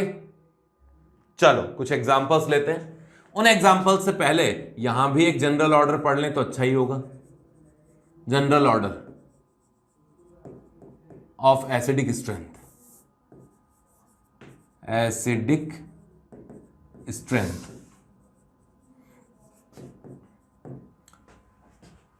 ऑर्गेनिक एसिड्स की बात कर रहा हूं। सल्फोनिक एसिड की एसिडिक स्ट्रेंथ काफी अच्छी होती है। यह है सल्फोनिक एसिड, यह है कार्बोक्सिलिक एसिड। कार्बोक्सिलिक एसिड के रेस्पेक्ट में सल्फोनिक एसिड ज्यादा एसिडिक है। यह है फिनॉल, फिनॉल के रेस्पेक्ट में कार्बोक्सिलिक एसिड ज्यादा एसिडिक है। फिर आएगा कोई वाटर, हालांकि वाटर की एसिडिक स्ट्रेंथ तो 0 बोलते हो आप लोग, मतलब न्यूट्रल बोलते हो वाटर को, 7 pH बोलते हुए, लेकिन कंपैरिजन किया जाए तो वाटर की एसिडिक स्ट्रेंथ अल्कोहल्स से ज्यादा होती है। फिर होता है sp कार्बन, फिर होता है नाइट्रोजन, और फिर होता है ये जो ज्यादातर जो केस से लिए जाते हैं ना, वो केस मैंने एक साथ ले लिए हैं। देखो जब इसमें से H+ निकलेगा तो क्या बनेगा, S double bond O double bond O minus, ये कॉन्जुगेट एनायन बना, और यहां से सब में से H निकाल देता हूं और इनके कॉन्जुगेट एनायन बना देता हूं। इसमें से H निकला, कॉन्जुगेट एनायन बना, इसमें से H निकला, ये लो कॉन्जुगेट एनायन, यहाँ का कॉन्जुगेट एनायन, यहाँ कॉन्जुगेट एनायन, यहाँ अगला NH2 माइनस, फिर CH3 माइनस, NH2 माइनस। ठीक है, इन कॉन्जुगेट एनायंस में से स्टेबिलिटी का जो ऑर्डर आएगा वही उनकी एसिडिक स्ट्रेंथ का ऑर्डर ही होगा। क्यों, ये ज़्यादा स्टेबल है, इसमें रेजोनेंस होगा और O- तीनों ऑक्सीजन पर इक्वली डिस्ट्रीब्यूट हो जाएगा। इसमें तो O- 2 ही ऑक्सीजन पर डिस्ट्रीब्यूट हुआ है, तो जो O- क्या नेगेटिव चार्ज, इसमें नेगेटिव चार्ज तीनों ऑक्सीजन पर डिस्ट्रीब्यूट हो गया, इसमें नेगेटिव चार्ज 2 ही ऑक्सीजन पर डिलोकलाइज हुआ, तो यहाँ ये ज़्यादा स्टेबल हुआ। ठीक है, वैसे इन दोनों में कंपैरिजन किया जाए तो यहाँ नेगेटिव चार्ज की तो 2 ही रेजोनेटिंग स्ट्रक्चर बनती है, यहाँ तो ज़्यादा स्ट्रक्चर बनेगी। एक मिनट 1 मिनट भी नहीं लगा ना, देखो। हाँ, इन दोनों में यहाँ नेगेटिव चार्ज 2 जगह है और यहाँ नेगेटिव चार्ज देखो यहाँ रेजोनेंस करेगा यार, यहाँ करेगा इस जगह, ऑल्टरनेट शिफ्ट होगा, इसकी रेजोनेटिंग स्ट्रक्चर बनाना, इस जगह आएगा, इस जगह आएगा, इस जगह आएगा, है ना। यहाँ रेजोनेंस करता हुआ नेगेटिव चार्ज तीनों जगह आएगा, जबकि यहाँ नेगेटिव चार्ज 2 ही जगह डिस्ट्रीब्यूट हुआ है, डिलोकलाइज हुआ है, तो इसकी स्टेबिलिटी ज़्यादा होनी चाहिए, बट फिर भी ये ज़्यादा स्टेबल है। इसको आप ऐसे समझ सकते हो कि C डबल बॉन्ड O ने इलेक्ट्रॉन विड्रॉ किया है -m इफेक्ट से, और यहाँ एरोमेटिक रिंग ने इलेक्ट्रॉन विड्रॉ किया है -m इफेक्ट से। C डबल बॉन्ड O का इलेक्ट्रॉन विड्रॉइंग नेचर ज़्यादा होता है, इसलिए वह एनायन से इलेक्ट्रॉन ज़्यादा खींच सकता है और स्टेबिलिटी को ज़्यादा बढ़ा देता है। आपको मैंने आज की क्लास में अभी थोड़ी सी देर पहले भी बताया था कि C डबल बॉन्ड O का इलेक्ट्रॉन विड्रॉइंग नेचर ज़्यादा है, इसलिए उसके पास में नेगेटिव चार्ज ज़्यादा स्टेबल था। कार्ब एनायंस में भी ऑर्डर यही था। यहाँ रेजोनेंस है, इसमें रेजोनेंस नहीं है, स्टेबिलिटी इसकी ज़्यादा होगी, इसी कारण फिनॉल की एसिडिक स्ट्रेंथ वाटर से ज़्यादा है। वाटर में हाइड्रोक्साइड में और इसमें कंपैरिजन करें एल्कोक्साइड में, तो एल्कोक्साइड का प्लस आई इफेक्ट है, प्लस आई इफेक्ट एनायन की स्टेबिलिटी को कम करता है, इसलिए ज़्यादा स्टेबल है। एल्कोहल के रेस्पेक्ट में वाटर ज़्यादा एसिडिक होता है। sp कार्बन की इलेक्ट्रॉन नेगेटिविटी नाइट्रोजन से ज़्यादा होती है। ये दोनों में तो ऑक्सीजन और कार्बन में तो ऑक्सीजन की होनी चाहिए, बट ये एक्सेप्शन है कि sp कार्बन की इलेक्ट्रोनेगेटिविटी sp3 नाइट्रोजन से ज़्यादा होती है। नॉर्मली केस ध्यान रखिएगा, इलेक्ट्रोनेगेटिविटी En। इस कारण से sp कार्बन पे एनायन ज़्यादा स्टेबल होगा और इसी कारण से sp कार्बन ज़्यादा एसिडिक होता है अमोनिया से। और दूसरे नॉर्मल कार्बन के रेस्पेक्ट में तो नाइट्रोजन की इलेक्ट्रोनेगेटिविटी ज़्यादा होती है, इसलिए एनायन ज़्यादा स्टेबल होगा, अमोनिया की एसिडिक स्ट्रेंथ औरों से ज़्यादा होगी। अब आप ऐसा बोलोगे कि सर अमोनिया तो बेस होता है, हम तो बेस ही बेस सुनते हैं। भाई अमोनिया एसिड की तरह भी काम कर लेता है। अमोनिया का नाइट्रोजन का H+ अगर निकल जाता है तो इसका मतलब वो एसिड की तरह काम कर रहा है, तो ऐसा भी कभी कभी हो जाता है। तो ये ऑर्डर है, जनरल ऑर्डर है एसिडिक स्ट्रेंथ का। सल्फोनिक एसिड की एसिडिक स्ट्रेंथ हमेशा कार्बोक्सिलिक एसिड से ऊपर ही रखना। अब अगर मैं कंपैरिजन करूं डिफरेंट कार्बोक्सिलिक एसिड में या आपस में ही अल्कोहल में या फिनॉल में, तो उनका एग्जांपल्स कुछ यहां लेता हूं मैं, कुछ बेसिक एग्जांपल्स लेते हैं। देखो एग्जाम्पल नंबर 1 कि हम बात करते हैं कार्बन पर H है, ये तो बात हो चुकी है अमोनिया पर और HF पर। हाँ, कार्बन पर H है और ऑक्सीजन पर H है H2O, और नाइट्रोजन पर H है और फ्लोरीन पर H है। ये एक ही पीरियड के एलिमेंट हैं। अगर H+ निकलेगा तो ये F- बनेगा, यहाँ नाइट्रोजन माइनस बनेगा, यहाँ ऑक्सीजन माइनस बनेगा, यहाँ कार्बन माइनस बनेगा। इलेक्ट्रोनेगेटिविटी F- की ज्यादा है, इसलिए इन कॉन्जुगेट एनायंस में स्टेबिलिटी का ऑर्डर ये है।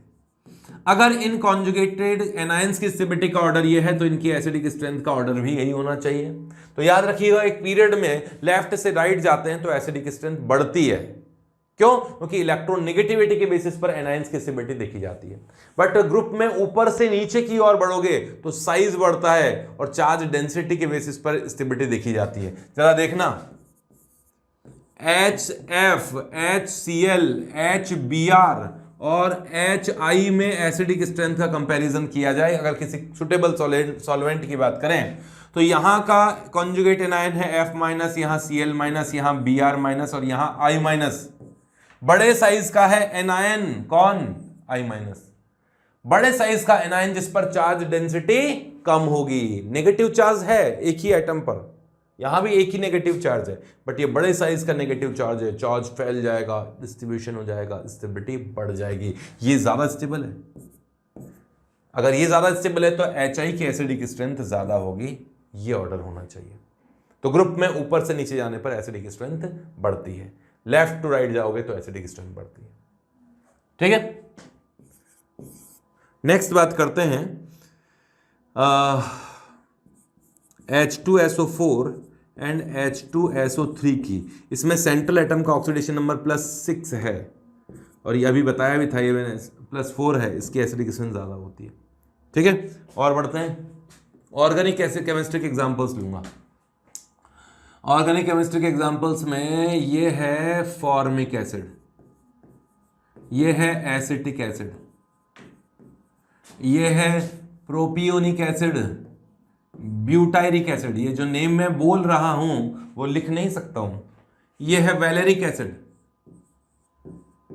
टाइम लगता है उनमें लिखने में, जो मैं बोल रहा हूं वो तुम लोगों के लिए बोल रहा हूं। Formic acid, acetic acid, propionic acid, common names है, butyric acid, valeric acid. Acidic strength यहां डिक्रीज होती जा रही है। क्यों? क्योंकि जैसे जैसे कार्बन एटम्स बढ़ेंगे +I इफेक्ट बढ़ता जाएगा। मिथाइल के रेस्पेक्ट में इथाइल का +I इफेक्ट थोड़ा ज्यादा होगा, इथाइल के रेस्पेक्ट में प्रोपाइल का +I इफेक्ट और ज्यादा होगा, और +I इफेक्ट बढ़ता जाएगा। इलेक्ट्रॉन पुश करते जाओगे, इलेक्ट्रॉन डोनेट करते जाओगे तो एसिडिक स्ट्रेंथ डिक्रीज होगी। याद करने में दिक्कत हो रही है क्या? कैसे? देखो सुनो, मैंने अभी कहा था ना, H+ निकलने के बाद एनायन की स्टेबिलिटी देखनी है। एनायन से इलेक्ट्रॉन खींचते हैं तो उसकी स्टेबिलिटी बढ़ती है। इसका मतलब किसी एसिडिक ग्रुप से इलेक्ट्रॉन खींचोगे तो उसकी एसिडिक स्ट्रेंथ बढ़ेगी। एनायन से इलेक्ट्रॉन खींचोगे तो उसकी स्टेबिलिटी बढ़ती है, एसिड से भी इलेक्ट्रॉन खींचोगे तो उसकी एसिडिक स्ट्रेंथ बढ़ेगी। तो इलेक्ट्रॉन डोनेट करोगे तो एसिडिक स्ट्रेंथ डिक्रीज हो जाएगी। CH3COOH है और CH2COOH है, और यहाँ ब्रोमीन इलेक्ट्रॉन अट्रैक्ट कर रहा है, और यहाँ क्लोरीन इलेक्ट्रॉन अट्रैक्ट कर रहा है। इलेक्ट्रॉन अट्रैक्टिंग क्लोरीन है, यहाँ ब्रोमीन अट्रैक्शन कर रहा है, और यहाँ तो कोई है ही नहीं। तो ब्रोमीन का माइनस आई इफेक्ट थोड़ा बहुत तो होता है, लेकिन क्लोरीन का माइनस आई इफेक्ट ब्रोमीन के रेस्पेक्ट में ज्यादा होता है। मतलब इलेक्ट्रॉन विड्रॉ करने का नेचर क्लोरीन का ज्यादा है, तो acidic strength chloro acetic acid की ज्यादा होगी as compare to bromo acetic acid, और ब्रोमो एसिटिक एसिड की ज्यादा होगी as compare to acetic acid. ये है propionic butyric acid. Butyric acid की ये बीटा पोजीशन पर क्लोरीन है, ब्यूटायरिक एसिड की अल्फा पोजीशन पर क्लोरीन है। ये अल्फा क्लोरो ब्यूटायरिक एसिड है, या बीटा क्लोरो ब्यूटायरिक एसिड है। यहाँ क्लोरीन बिल्कुल पास आ गया तो माइनस आई इफेक्ट ज्यादा लगाएगा। यहाँ क्लोरीन थोड़ा दूर है उस कार्बोक्सिलिक एसिड से, माइनस आई इफेक्ट कम लगाएगा। तो यहाँ का माइनस आई इफेक्ट ज्यादा है as compare to beta chloro के कंपेयर में, और माइनस आई इफेक्ट से एसिडिक स्ट्रेंथ बढ़ती है। ठीक है, ये है ऑक्जेलिक एसिड। कौन सा? Oxalic acid. ये है malonic acid. Malonic acid, malonic, maleic, malic, 3-4 तरह के हैं। ये है मेलोनिक एसिड। ये है सक्सीनिक एसिड, 4 कार्बन है टोटल। सक्सीनिक एसिड, और ये ब्यूटायरिक एसिड, और उसके बाद में एडिपिक एसिड आता है, लेकिन मैं नहीं लिखने वाला। ये ब्यूटायरिक नहीं है, ये glutamic acid, glutaric acid, glutaric acid.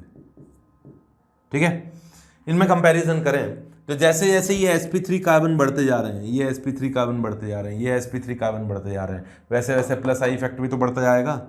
ये एक दूसरे को इलेक्ट्रॉन डोनेट करेंगे, ये इलेक्ट्रॉन डोनेट करेंगे, ये डोनेट करेंगे, तो ये वाला जो ग्रुप है इसमें sp3 कार्बन ज़्यादा है, ये ज़्यादा अच्छा इलेक्ट्रॉन डोनर ग्रुप होगा। ज़्यादा इलेक्ट्रॉन डोनेट करोगे तो एसिडिक स्ट्रेंथ डिक्रीज हो जाएगी, डिक्रीज हो जाएगी, डिक्रीज हो जाएगी। तो ऑक्जेलिक एसिड की एसिडिक स्ट्रेंथ कंपैरेटिवली ज़्यादा होगी। ठीक है, चले आगे। मैं एग्जाम्पल्स लेता हूं अब मैं फिनॉल्स के। यहां डिफरेंट टाइप के फिनॉल्स लूंगा। फिनॉल्स जो भी नंबर का 8th नंबर का एग्जाम्पल है शायद। देखो मेरी ध्यान से बात सुनना। फिनॉल में H+ निकलने के बाद O- रेजोनेंस करता है। अगर आपका कंपैरिजन किया जाए, इस कंपाउंड का कंपैरिजन किया जाए इससे, तो जब इसमें से H+ निकलेगा O- बनेगा तो रेजोनेंस करेगा, वो रेजोनेंस तो यहां भी होगा। बट यहां ये जो मीथाइल ग्रुप है वो एक इलेक्ट्रॉन डोनेटिंग ग्रुप है। ये हाइपर कॉन्जुगेशन से इलेक्ट्रॉन डोनेट करता है। हाइपर कॉन्जुगेशन जब इलेक्ट्रॉन डोनेट करेगा ना तो ऑर्थो एंड पैरा पोजीशन पर इफेक्टिव होता है। ध्यान से सुनना, मेरी कुछ बात बताता हूं। अगर एरोमेटिक रिंग पे कोई ग्रुप अटैच्ड हो, अगर वो मीजोमेरिक ग्रुप है, तो उसके इफेक्ट ऑर्थो पोजीशन पर एंड पैरा पोजीशन पर एम इफेक्ट इक्वल होता है।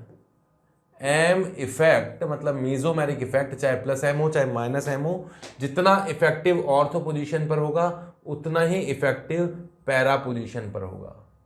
इफेक्टिव, इक्वली इफेक्टिव होगा। ऐसे ही हाइपर कॉन्जुगेशन का जो इफेक्ट होता है वो भी जितना इफेक्टिव ऑर्थो पोजीशन पर होगा उतना ही पैरा पोजीशन पर भी होगा। इक्वली इफेक्टेड होता है।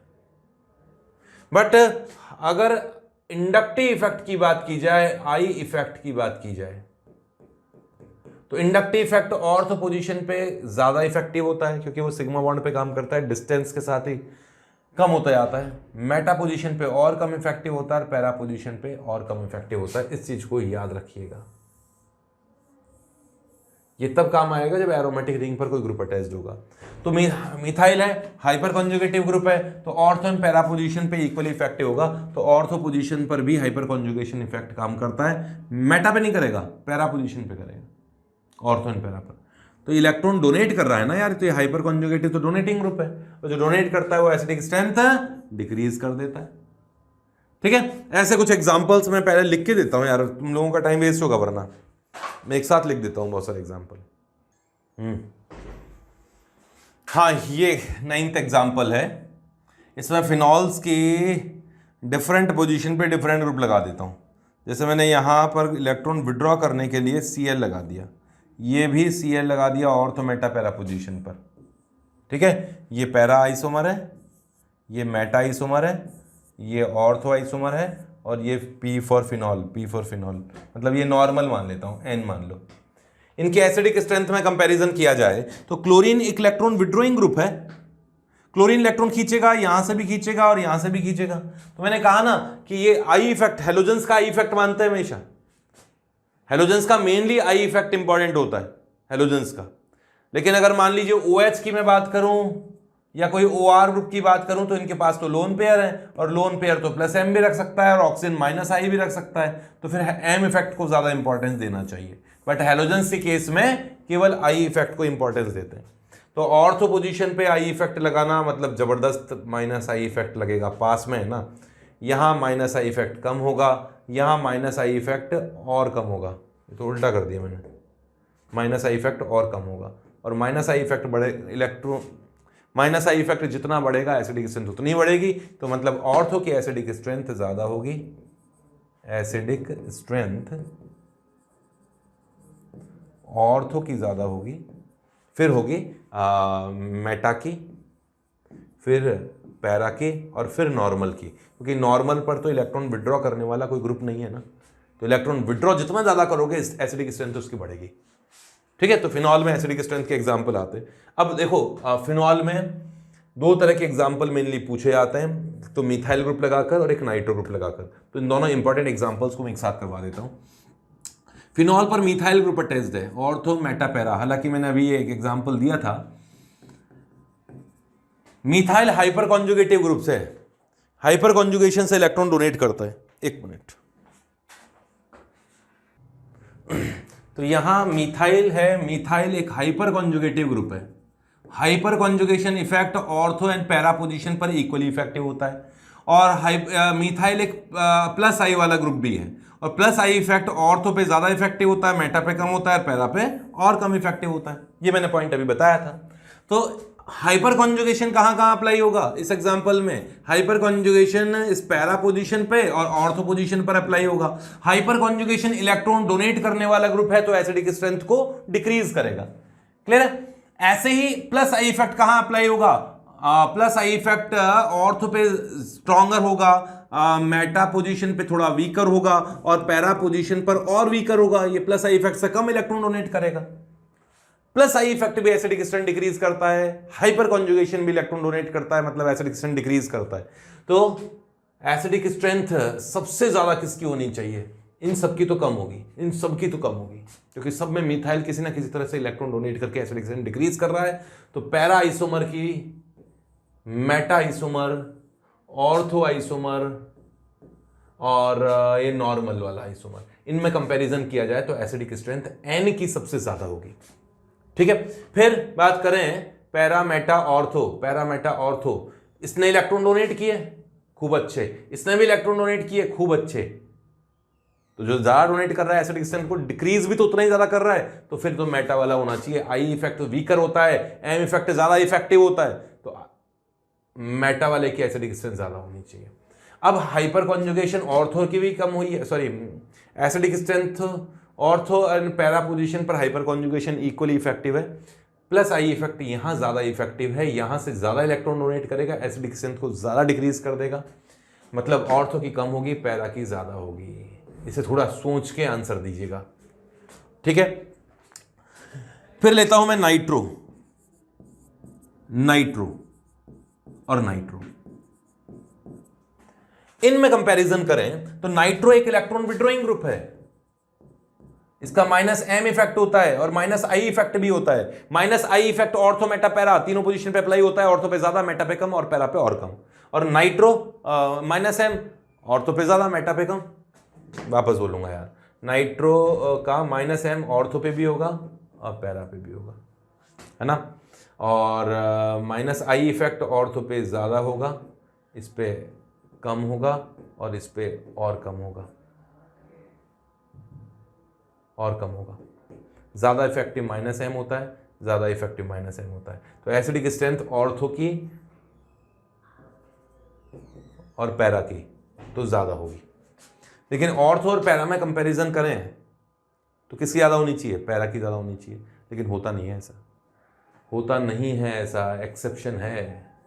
एक्चुअली इसमें इंट्रामॉलिक्यूलर हाइड्रोजन बॉन्डिंग हो जाती है, इस कारण से इस H का निकलना थोड़ा मुश्किल हो जाता है। और एक्सपेक्टेड तो क्या था, अगर H बॉन्डिंग का केस नहीं होता तो पैरा का एसिडिक स्ट्रेंथ ज़्यादा होनी चाहिए, फिर ऑर्थो की एसिडिक स्ट्रेंथ ज़्यादा होनी चाहिए, फिर मेटा पोजीशन की होनी चाहिए और फिर नॉर्मल की होनी चाहिए। इस जगह इलेक्ट्रॉन विड्रॉ ज़्यादा अच्छे किए जा रहे हैं, यहाँ थोड़े कम इलेक्ट्रॉन विड्रॉ किए जा रहे हैं, ठीक है। और यहाँ तो केवल आई इफेक्ट ही तो है, एम इफेक्ट ज़्यादा इफेक्टिव होता है। ये ऑर्डर होना चाहिए था बट ये होता नहीं है। ऑर्थो की एसिडिक स्ट्रेंथ ज़्यादा होती है, पैरा की कम हो जाती है। पैरा की कम हो गई क्यों? क्योंकि इंट्रामॉलिक्यूलर हाइड्रोजन बॉन्डिंग के कारण ये हाइड्रोजन ट्रैप हो जाता है और इतना आसानी से नहीं निकल पाता है। इसलिए ये ऑर्डर तो एक इंपॉर्टेंट ऑर्डर है, याद रखिएगा, फिनॉल में इससे क्वेश्चंस पूछे जाते हैं, ठीक है। आगे बढ़ते हैं। नेक्स्ट एसिडिक स्ट्रेंथ लेते हैं हम लोग benzoic acid and derivatives of benzoic acids के लिए। इसके लिए एक ऑर्थो रूल होता है, वो आप लोगों को याद रखना चाहिए। पहले ऑर्थो रूल ही लिख लीजिए आप लोग, ऑर्थो रूल। और ऑर्थो रूल क्या है? ऑर्थो रूल बेंजोइक एसिड में भी आता है और एनिलीन्स में भी आता है। Ortho rule for benzoic acid derivative, for benzoic acid derivatives, ठीक है। और ये रूल कहता है कि बेंजोइक एसिड की ऑर्थो पोजीशन पर कोई भी ग्रुप हो, उसकी एसिडिक स्ट्रेंथ ज्यादा होगी as compare to benzoic acid, as compare to meta and para isomers. क्या कहना है सुनना, कि इस रूल के अकॉर्डिंग बेंजोइक एसिड की ऑर्थो पोजीशन पर कोई ग्रुप है, ये लीजिए, तो इसकी एसिडिक स्ट्रेंथ ज्यादा होगी किस किस के रेस्पेक्ट में? As compare to benzoic acid,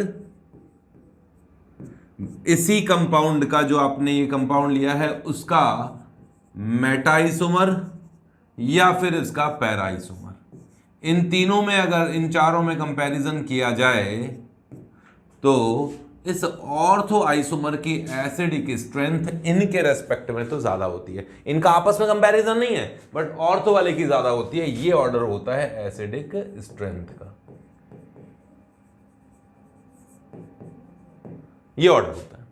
अब ऐसा क्यों होता है? ऐसा इसलिए होता है कि ये जो जी ग्रुप है इसका अच्छा सुनो, मेरी बात सुन लो। ये क्यों होता है, इसका क्वेश्चन बहुत कम पूछा गया है, नेग्लिजिबल पॉसिबिलिटी है कि आए। कहां अप्लाई होता है, ये क्वेश्चन खूब पूछे जाते हैं। हालांकि स्टेरिक हिंड्रेंस के कारण ऐसा होता है, इसका जो एनायन बनता है वो जी ग्रुप के स्टेरिक हिंड्रेंस के कारण, थोड़े प्लेनेटरी डिस्टर्ब होने के कारण ऐसा होता है। बट उस कॉन्सेप्ट में ना फंसकर हम लोग इसकी एप्लीकेशन करेंगे, जो मैंने आपको बताया है कि ऑर्थो रूल ये है कि ऐसी सिचुएशन आती है। जैसे कुछ एग्जाम्पल बना के दिखाऊं मैं आप लोगों को।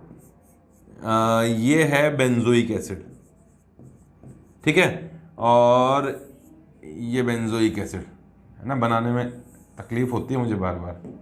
ये लो, और क्या चाहिए। इसके ऑर्थो मेटा पैरा पोजीशन पर मिथाइल ग्रुप जुड़ा हुआ है, ये टॉलुइक एसिड हो गया, टॉलुइक एसिड कहा जाता है। ये ऑर्थो टॉलुइक एसिड है, ये मेटा टॉलुइक एसिड, ये पैरा टॉलुइक एसिड। ये पैरा आइसोमर, ये मेटा आइसोमर, ये ऑर्थो आइसोमर, और ये तो नॉर्मल बेंजोइक एसिड, ठीक है। अब इनमें कंपैरिजन करें तो एसिडिक स्ट्रेंथ में देखिए, इलेक्ट्रॉन डोनेट करने वाले ग्रुप एसिडिक स्ट्रेंथ डिक्रीज करते हैं, अभी पढ़ा था हम लोगों ने। और मिथाइल तो इलेक्ट्रॉन डोनेट करने वाला ग्रुप है, तो एसिडिक स्ट्रेंथ इसकी भी डिक्रीज होनी चाहिए, इसकी भी, और इसकी भी। तो सबसे ज्यादा एसिडिक स्ट्रेंथ किसकी आनी चाहिए? एन की आनी चाहिए। लेकिन देखा गया कि यहाँ ऑर्थो पोजीशन पर मिथाइल ग्रुप है, चाहे डोनर ग्रुप हो चाहे एक्सेप्टर ग्रुप हो, यहाँ तो ऑर्थो रूल या ऑर्थो इफेक्ट अप्लाई होगा। इस कारण से इस ऑर्थो आइसोमर की एसिडिक स्ट्रेंथ एक्सपेरिमेंटली सबसे ज्यादा आई। तो एसिडिक स्ट्रेंथ का ऑर्डर यहाँ होता है एसिडिक स्ट्रेंथ में सबसे ज्यादा यहाँ ऑर्थो का होता है, जबकि होना तो नहीं चाहिए था, फिर भी होता है। अच्छा, मिथाइल इलेक्ट्रॉन डोनर ग्रुप है, मैंने बताया था डोनेटिंग ग्रुप है। हाइपर कॉन्जुगेशन से भी इलेक्ट्रॉन डोनेट करता है और प्लस आई इफेक्ट से भी इलेक्ट्रॉन डोनेट करता है। हाइपर कॉन्जुगेशन ज़्यादा इफेक्टिव होता है, बट हाइपर कॉन्जुगेशन इफेक्ट कहाँ कहाँ अप्लाई होता है? ऑर्थो एंड पैरा पर। ऑर्थो को तो कंसिडर करूंगा ही नहीं क्योंकि वहाँ ऑर्थो रूल लग रहा है, बट पैरा को तो कंसिडर कर लो कि पैरा पोजीशन पर मिथाइल का हाइपर कॉन्जुगेशन इफेक्ट लग रहा है और हाइपर कॉन्जुगेशन से इलेक्ट्रॉन डोनेट किए जा रहे हैं और एसिडिक स्ट्रेंथ को कम किया जा रहा है। जबकि जो आई इफेक्ट होता है वो ऑर्थो पे ज़्यादा होता है, मेटा पे कम होता है, पैरा पे और कम होता है। तो यहाँ भी प्लस आई इफेक्ट है, यहाँ हाइपर कॉन्जुगेशन है, प्लस आई इफेक्ट के कारण भी एसिडिक स्ट्रेंथ कम होती है, plus I effect hyper conjugation के कारण एसिडिक स्ट्रेंथ ज़्यादा कम होती है। इसलिए इसके बाद तो ये नॉर्मल आना चाहिए क्योंकि यहाँ तो कम कुछ नहीं हो रही, फिर आना चाहिए मेटा और फिर आना चाहिए ये पैरा, ये ऑर्डर होना चाहिए। ऑर्थो रूल के कारण ऑर्थो की एसिडिक स्ट्रेंथ सबसे ज़्यादा होगी जबकि होनी सबसे कम चाहिए थी। ठीक है, चलें आगे।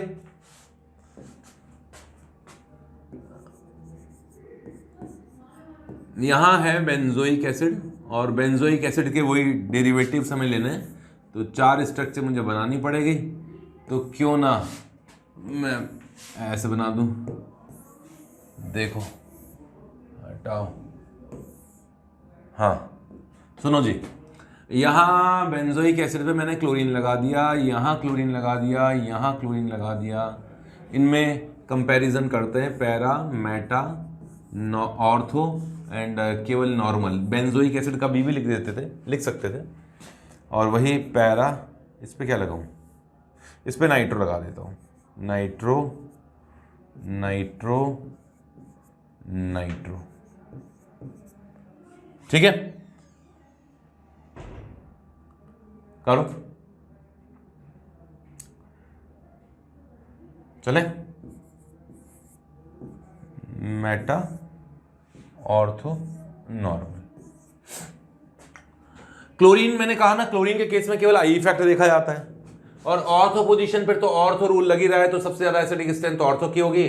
और मेटा पोजीशन पे माइनस आई इफेक्ट थोड़ा बहुत काम करेगा ही करेगा और पैरा पोजीशन पे माइनस आई इफेक्ट नेग्लिजिबल काम करेगा और इस जगह तो माइनस आई इफेक्ट है ही नहीं। Minus I effect acidic strength बढ़ाता है, ऑर्थो इफेक्ट एसिडिक स्ट्रेंथ बहुत ज़्यादा बढ़ाता है। तो सबसे ज़्यादा एसिडिक स्ट्रेंथ होगी इसमें ऑर्थो की, फिर मेटा की, फिर होगी पैरा पोजीशन वाले की और फिर होगी नॉर्मल जो बेंजोइक एसिड है उसकी।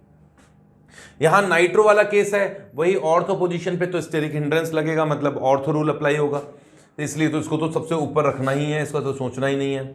अब बात करें इसके मेटा आइसोमर की, तो नाइट्रो एक -M वाला ग्रुप भी है और -I वाला ग्रुप भी है। -M effect ortho and para position पर इक्वली इफेक्टिव होता है, बताया था। नाइट्रो का -M यहां भी अप्लाई होगा और ऑर्थो पे भी था, लेकिन छोड़ो, ऑर्थो पे तो ऑर्थो इफेक्ट था इसलिए तो सबसे ऊपर जाना ही था, उसको तो भूल जाओ। और -M इफेक्ट ऑर्थो पे था लेकिन उसको तो हम भूल गए, सबसे ऊपर तो था ही वो। -M यहाँ भी थोड़ा बहुत अप्लाई होगा और यहाँ भी निग्लिजिबल अप्लाई होगा। ठीक है, अब M इफेक्ट को ज़्यादा इफेक्टिव माना जाता है, तो M इफेक्ट ने इलेक्ट्रॉन ज़्यादा विड्रॉ किए और ज़्यादा इलेक्ट्रॉन विड्रॉ किए तो एसिडिक स्ट्रेंथ भी ज़्यादा बढ़ा दी, तो फिर आना चाहिए P। ऑर्थो तो ऑर्थो रूल के कारण सबसे ऊपर हो ही गया, फिर आना चाहिए पैरा, फिर आना चाहिए ऑर्थो नहीं, सॉरी ऑर्थो नहीं, पैरा के बाद मेटा और फिर आना चाहिए नॉर्मल। ये एसिडिक स्ट्रेंथ का ऑर्डर होना चाहिए benzoic acid and derivatives of benzoic acid के लिए। चलो तो नेक्स्ट पॉइंट, यहां तक तो हम लोगों ने पढ़ लिया एसिडिक स्ट्रेंथ। ठीक है,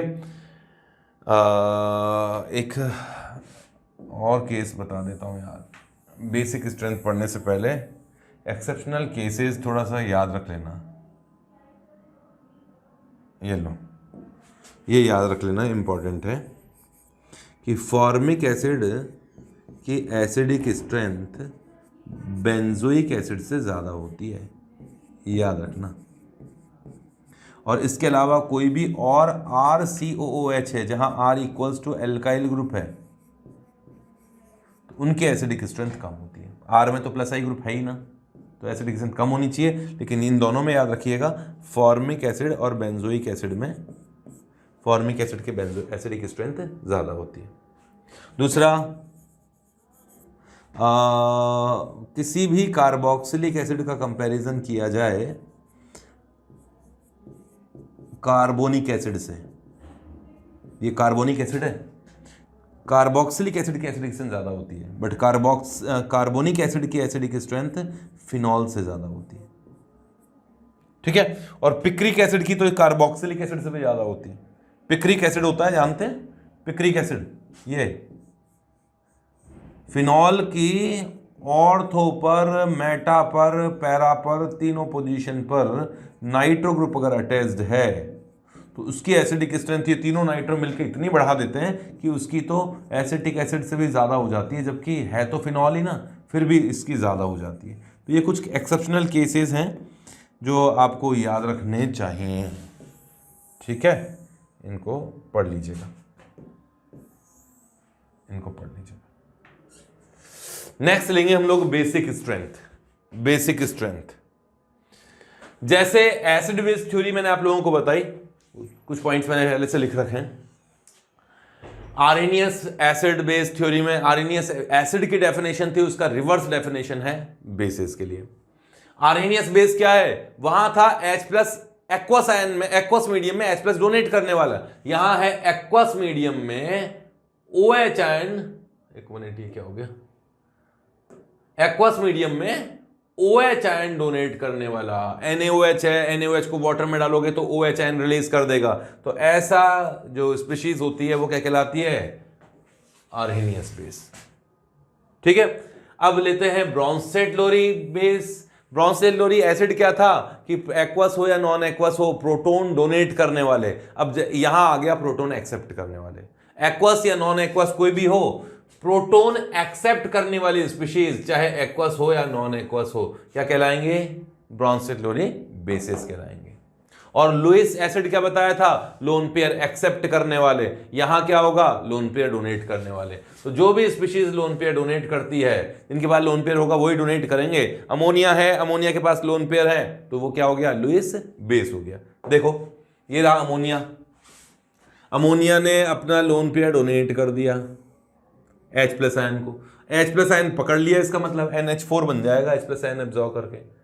तो H+ आयन को इलेक्ट्रॉन डोनेट करना या लोन पेयर डोनेट करना बात है बेसिक स्ट्रेंथ। जैसे यहां देखो अमोनिया है और यहां BF3 है, BF3 के पास होता है वैकेंट p ऑर्बिटल, अमोनिया के पास है लोन पेयर। ये लोन पेयर, इन दोनों को एक साथ जब डाल दिया जाता है ना, तो अमोनिया अपने लोन पेयर डोनेट कर देता है बोरोन ट्राइफ्लोराइड के वैकेंट p ऑर्बिटल में, कोऑर्डिनेट बॉन्ड बन जाता है। और कोऑर्डिनेट बॉन्ड में जो डोनर होता है वो हमेशा लुईस बेस होता है, और जो एक्सेप्टर होता है वो होता है हमेशा लुईस एसिड, ठीक है।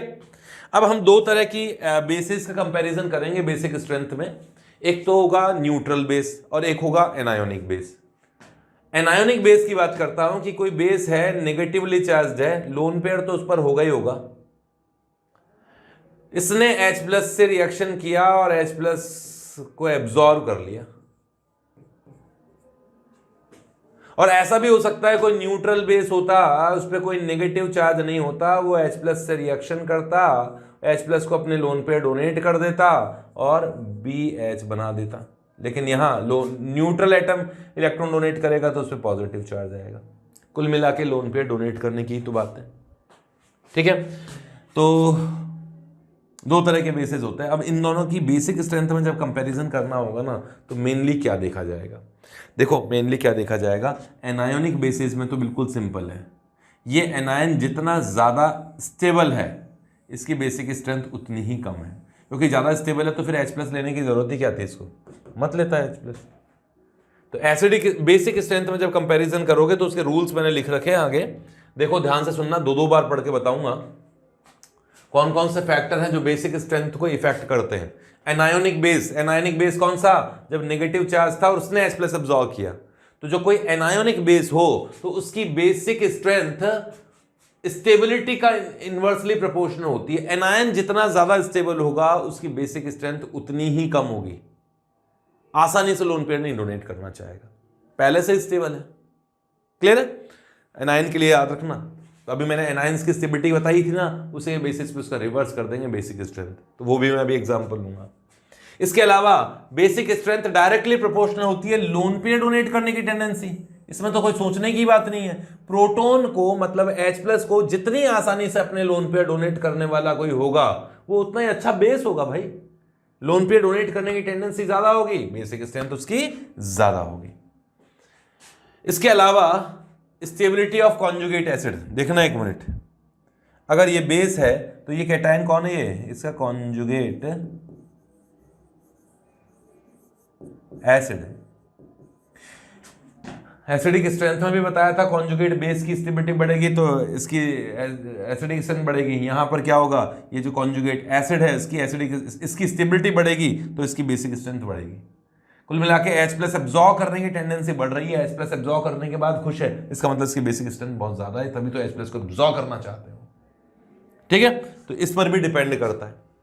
नेक्स्ट है बेसिक स्ट्रेंथ बढ़ती है in presence of electron donating groups, +M हो, हाइपर कॉन्जुगेशन हो, +I वाला ग्रुप हो।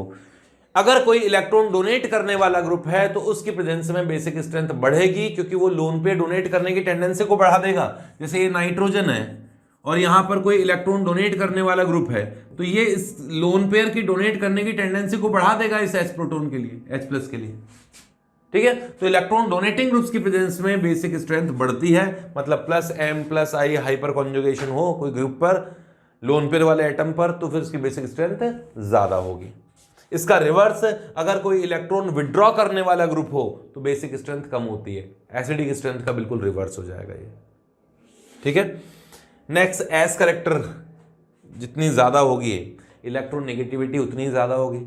अगर इलेक्ट्रॉन नेगेटिविटी ज्यादा होगी तो इलेक्ट्रॉन खींचने की टेंडेंसी ज्यादा है, डोनेट करने की इच्छा कम है। तो एस करेक्टर बढ़ेगा तो बेसिक स्ट्रेंथ कम होगी।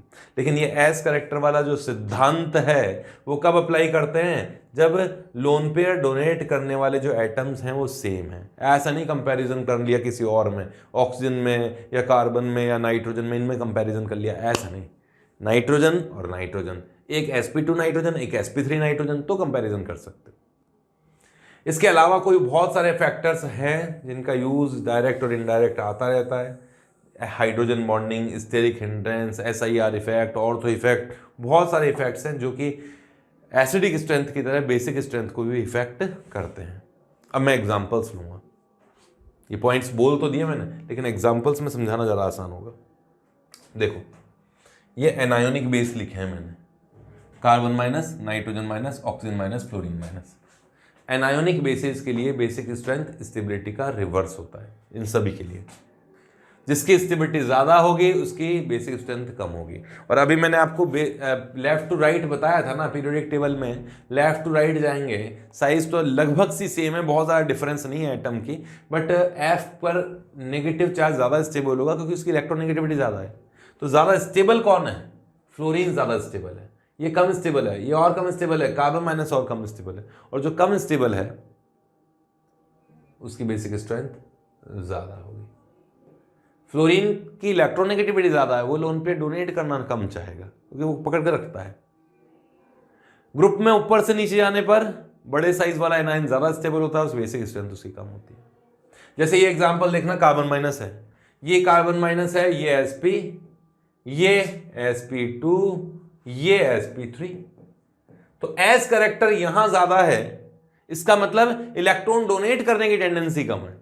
एस करेक्टर ज्यादा है तो इलेक्ट्रॉन नेगेटिविटी ज्यादा होगी, इलेक्ट्रॉन खींचने की टेंडेंसी ज्यादा हो गई, तो इलेक्ट्रॉन डोनेट करने की टेंडेंसी कम हो गई, इसकी बेसिक स्ट्रेंथ कम होगी, इसकी बेसिक स्ट्रेंथ ज्यादा होगी।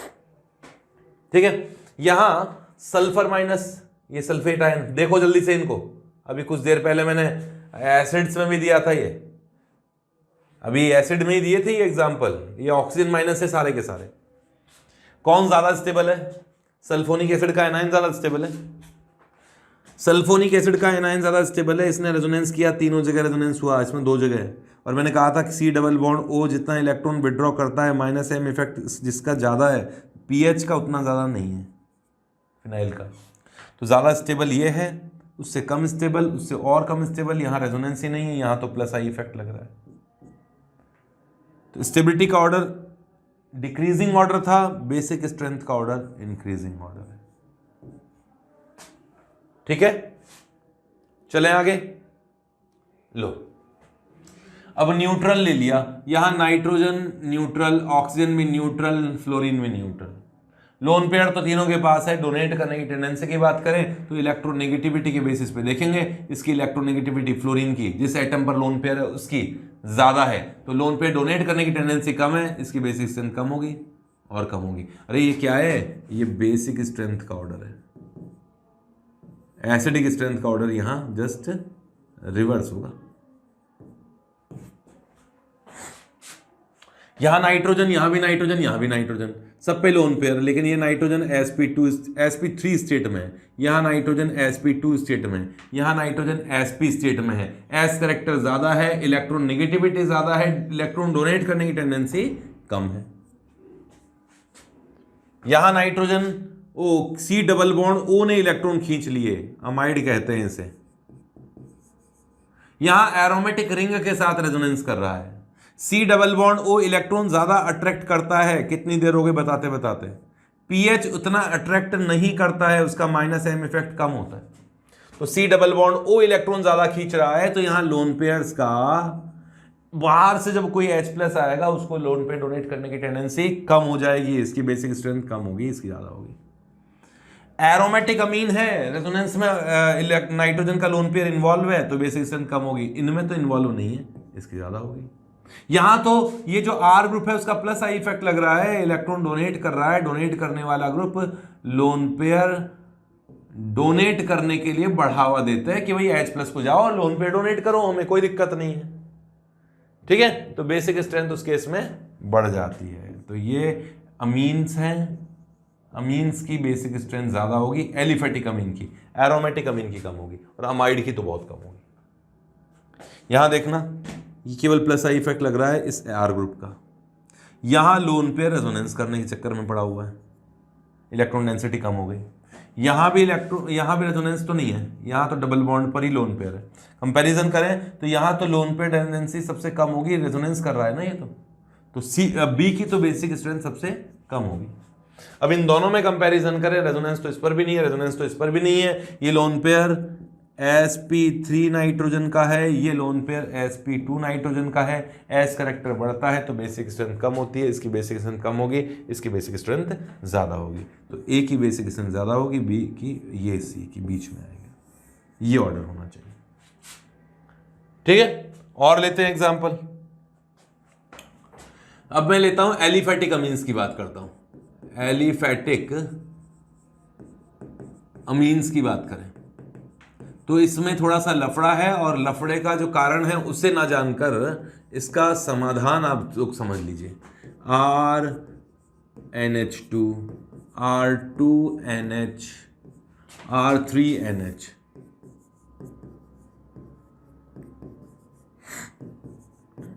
R3NH। देखो लोन पेयर तो सभी पर है, R एल्काइल ग्रुप मान लो, तो इलेक्ट्रॉन डोनेट करने की टेंडेंसी इस पे ज्यादा है, +I वाले ग्रुप ज्यादा है इस पर। अब +I वाले ग्रुप ज्यादा है तो इसकी बेसिक स्ट्रेंथ क्या होनी चाहिए, ज्यादा होनी चाहिए। +I वाला ग्रुप ने इलेक्ट्रॉन डोनेट किए हैं, तो बेसिक स्ट्रेंथ का ऑर्डर क्या होना चाहिए, इस पे ज्यादा इलेक्ट्रॉन डोनेट किए जा रहे हैं, इस पे कम किए जा रहे हैं, इस पे और कम, और इस पे तो है ही नहीं। तो बेसिक स्ट्रेंथ का ऑर्डर क्या होना चाहिए, बेसिक स्ट्रेंथ क्या होना चाहिए, है ना। ये प्राइमरी है, ये सेकेंडरी अमीन, ये टर्शरी अमीन। तो टर्शरी अमीन की बेसिक स्ट्रेंथ सबसे ज़्यादा होनी चाहिए, सेकेंडरी अमीन की कम होनी चाहिए, प्राइमरी अमीन की और कम होनी चाहिए, और अमोनिया की और कम होनी चाहिए। ये तो आइडियल कंडीशन है, बट ऐसा होता नहीं है। ऐसा कई कारणों से नहीं होता है। एक्चुअली ये जो टर्शरी अमीन है, ये जो टर्शरी अमीन है, इसमें सॉल्वेशन भी कम होता है, मतलब बहुत सारे फैक्टर्स है। इसको मैं केवल गिना रहा हूँ, बहुत डिटेल में समझा नहीं हूँ, क्योंकि वो चीज़ नहीं पूछी जाएगी तो आपका ऑर्डर पूछा जाएगा। टर्शरी अमीन में स्टेरिक हिंड्रेंस भी होता है, लेसर सॉल्वेशन भी होता है। कई कारणों से टर्शरी अमीन की बेसिक स्ट्रेंथ कम होनी चाहिए, ऐसा अंदाजा लगता है। +I इफेक्ट तो कहता है कि बेसिक स्ट्रेंथ ज़्यादा करो, लेकिन स्टेरिक हिंड्रेंस कहता है बेसिक स्ट्रेंथ कम करो। तो जो एक्सपेरिमेंटल ऑर्डर होता है वो कुछ और ही निकल के आता है। अच्छा, ये जो R ग्रुप है वो मिथाइल है कि इथाइल है, उस पर भी इफेक्ट पड़ता है। R = अगर मिथाइल है तो वास्तव में ऑर्डर क्या होना चाहिए, ये होना चाहिए था, लेकिन मीथाइल होता है उस केस में ऑर्डर जो आएगा वो टर्शरी का टर्शरी का नहीं आएगा, सेकेंडरी का ज्यादा निकल जाएगा, फिर आएगा प्राइमरी अमीन, फिर आएगा टर्शरी अमीन, फिर आएगा अमोनिया। ये हो गया, मतलब जो टर्शरी था ना यहां होना चाहिए था, कहां पहुंच गया, इस जगह पहुंच गया। क्यों? क्योंकि टर्शरी में स्टेरिक हिंड्रेंस ज्यादा होता है, ये वाला लफड़ा है इसके अंदर। लेकिन R इक्वल्स टू इथाइल हो तो टर्शरी जो होता है वो यहां आता है। कहने का मतलब सेकेंडरी होता है, फिर टर्शरी होता है, फिर प्राइमरी होता है और फिर अमोनिया होता है। तो टर्शरी बहुत कम नहीं होता लेकिन थोड़ा कम हो जाता है। तो ये दोनों, ये ऑर्डर पूछे जाते हैं एक्सेप्शनल ऑर्डर, ये नहीं होता एक्सपेरिमेंटली। और देखा गया ये जो ऑर्डर होता है सॉल्वोलाइसिस का जो लफड़ा होता है वो सारा एक्वस मीडियम में होता है, प्रोटिक सॉल्वेंट में। तो ये बेसिक स्ट्रेंथ का ऑर्डर है, बेसिक स्ट्रेंथ इन protic solvent, polar protic solvent, polar protic solvent. जैसे वाटर मान लो आप, तो कोई सॉल्वेंट नहीं दिया हो तो यही ऑर्डर देना, क्योंकि वाटर मान लिया गया, सॉल्वेंट वाटर मान लेते हैं हम लोग।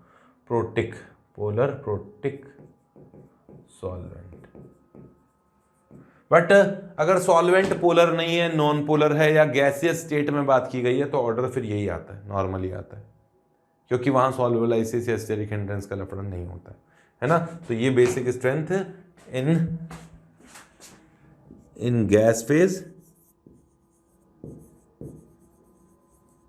और non polar solvent, non polar solvent जैसे कार्बन टेट्राक्लोराइड है या बेंजीन वगैरह है उनमें। तो ये याद रखिएगा, जब वाटर कुछ भी नहीं दिया हो ना, सॉल्वेंट पोलर या नॉन पोलर, तो यही वाला ऑर्डर आप दोगे, यही वाला, यही ज्यादा पूछा जाता है। ये दोनों एनसीईआरटी में दिए हुए हैं, ये ऑर्डर आपको याद रखना है, ठीक है। नेक्स्ट बात करते हैं हम लोग एरोमेटिक अमीन्स की। एरोमेटिक अमीन्स, इनकी बेसिक स्ट्रेंथ की बात करते हैं। एरोमेटिक रिंग से अमीन जुड़ा हुआ है। यहां एक ऑर्थो रूल अप्लाई होता है, यहां भी एक होता है ऑर्थो रूल, और ये ऑर्थो रूल भी ये कहता है कि एनिलीन की ऑर्थो पोजीशन पर, एनिलीन की ऑर्थो पोजीशन पर कोई ग्रुप अटैच्ड है तो यहां भी स्टेरिक हिंड्रेंस अप्लाई होता है, ऑर्थो इफेक्ट अप्लाई होता है, ऑर्थो इफेक्ट।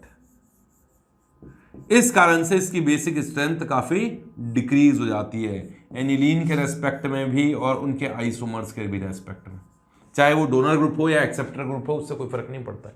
जैसे ये देखो एनिलीन है और एनिलीन पर मीथाइल लगा दिया जाए ना तो उसे कहा जाता है टोल्यूडीन। टोल्यूडीन लिख नहीं रहा हूं, लिख देता हूं, चलो, ऑर्थो टोल्यूडीन, टोल्यूडीन ऐसे कुछ नहीं, ठीक है, ऑर्थो टोल्यूडीन, टोल्यूडीन।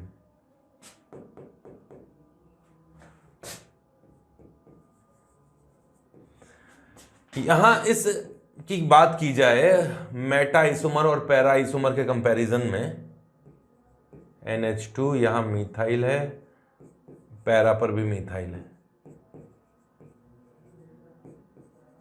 और सिंपल एनिलीन है, इनसे कंपैरिजन किया जाए तो ऑर्थो आइसोमर, ये मेटा आइसोमर, ये पैरा आइसोमर और ये नॉर्मल एनिलीन, इनमें कंपैरिजन किया जाए तो बेसिक स्ट्रेंथ सबसे कम आती है इसके ऑर्थो की। स्टेरिक हिंड्रेंस के कारण ऐसा होता है, ड्यू टू स्टेरिक हिंड्रेंस। क्यों? ऑर्डर क्या होना चाहिए? Basic strength. इसमें बेसिक स्ट्रेंथ का ऑर्डर होगा, सबसे कम हो गया ऑर्थो की, हटाओ, भूल जाओ, उसमें ऑर्थो रूल है, उसमें जैसे ऑर्थो इफेक्ट वहां बेंजोइक एसिड में लगाया था वैसे यहां भी। अब इनमें कंपैरिजन कर लो, यहां हाइपर कॉन्जुगेशन से इलेक्ट्रॉन डोनेट किए जा रहे हैं, पैरा पोजीशन पे हाइपर कॉन्जुगेशन लगता है, मेटा पोजीशन पे केवल प्लस आई इफेक्ट लगता है। हाइपर कॉन्जुगेशन ज्यादा इलेक्ट्रॉन डोनेट करेगा और जो ज्यादा इलेक्ट्रॉन डोनेट करेगा वो बेसिक स्ट्रेंथ को उतना ही ज्यादा बढ़ा देगा। तो सबसे ज्यादा किसकी होगी? पैरा आइसोमर की होगी। फिर किसकी होगी? फिर मेटा आइसोमर की होगी। फिर किसकी होगी? फिर नॉर्मल एनिलीन की होगी। और ऑर्थो जिसपे प्लस इलेक्ट्रॉन डोनेट करने वाला ग्रुप है तब भी इसकी बेसिक स्ट्रेंथ सबसे कम आई है, क्योंकि यहां ऑर्थो इफेक्ट अप्लाई हो रहा है। ठीक है, और एग्जाम्पल करें कुछ। ये है एनिलीन और ये है बेंजाइल अमीन। बेंजाइल अमीन किसकी बेसिक स्ट्रेंथ ज्यादा होगी, जल्दी बताओ। ये एनिलीन है, ये डाइफिनाइल अमीन है, ये ट्राइफिनाइल अमीन है। इनकी बेसिक स्ट्रेंथ में कंपैरिजन करें।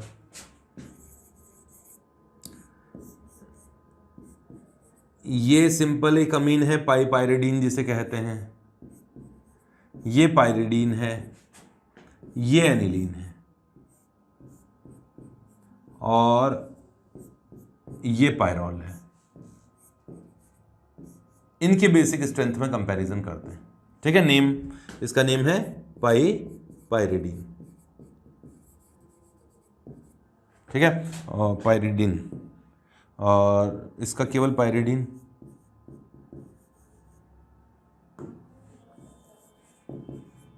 इसका एनिलीन जानते ही हैं आप लोग, और इसका पायरॉल।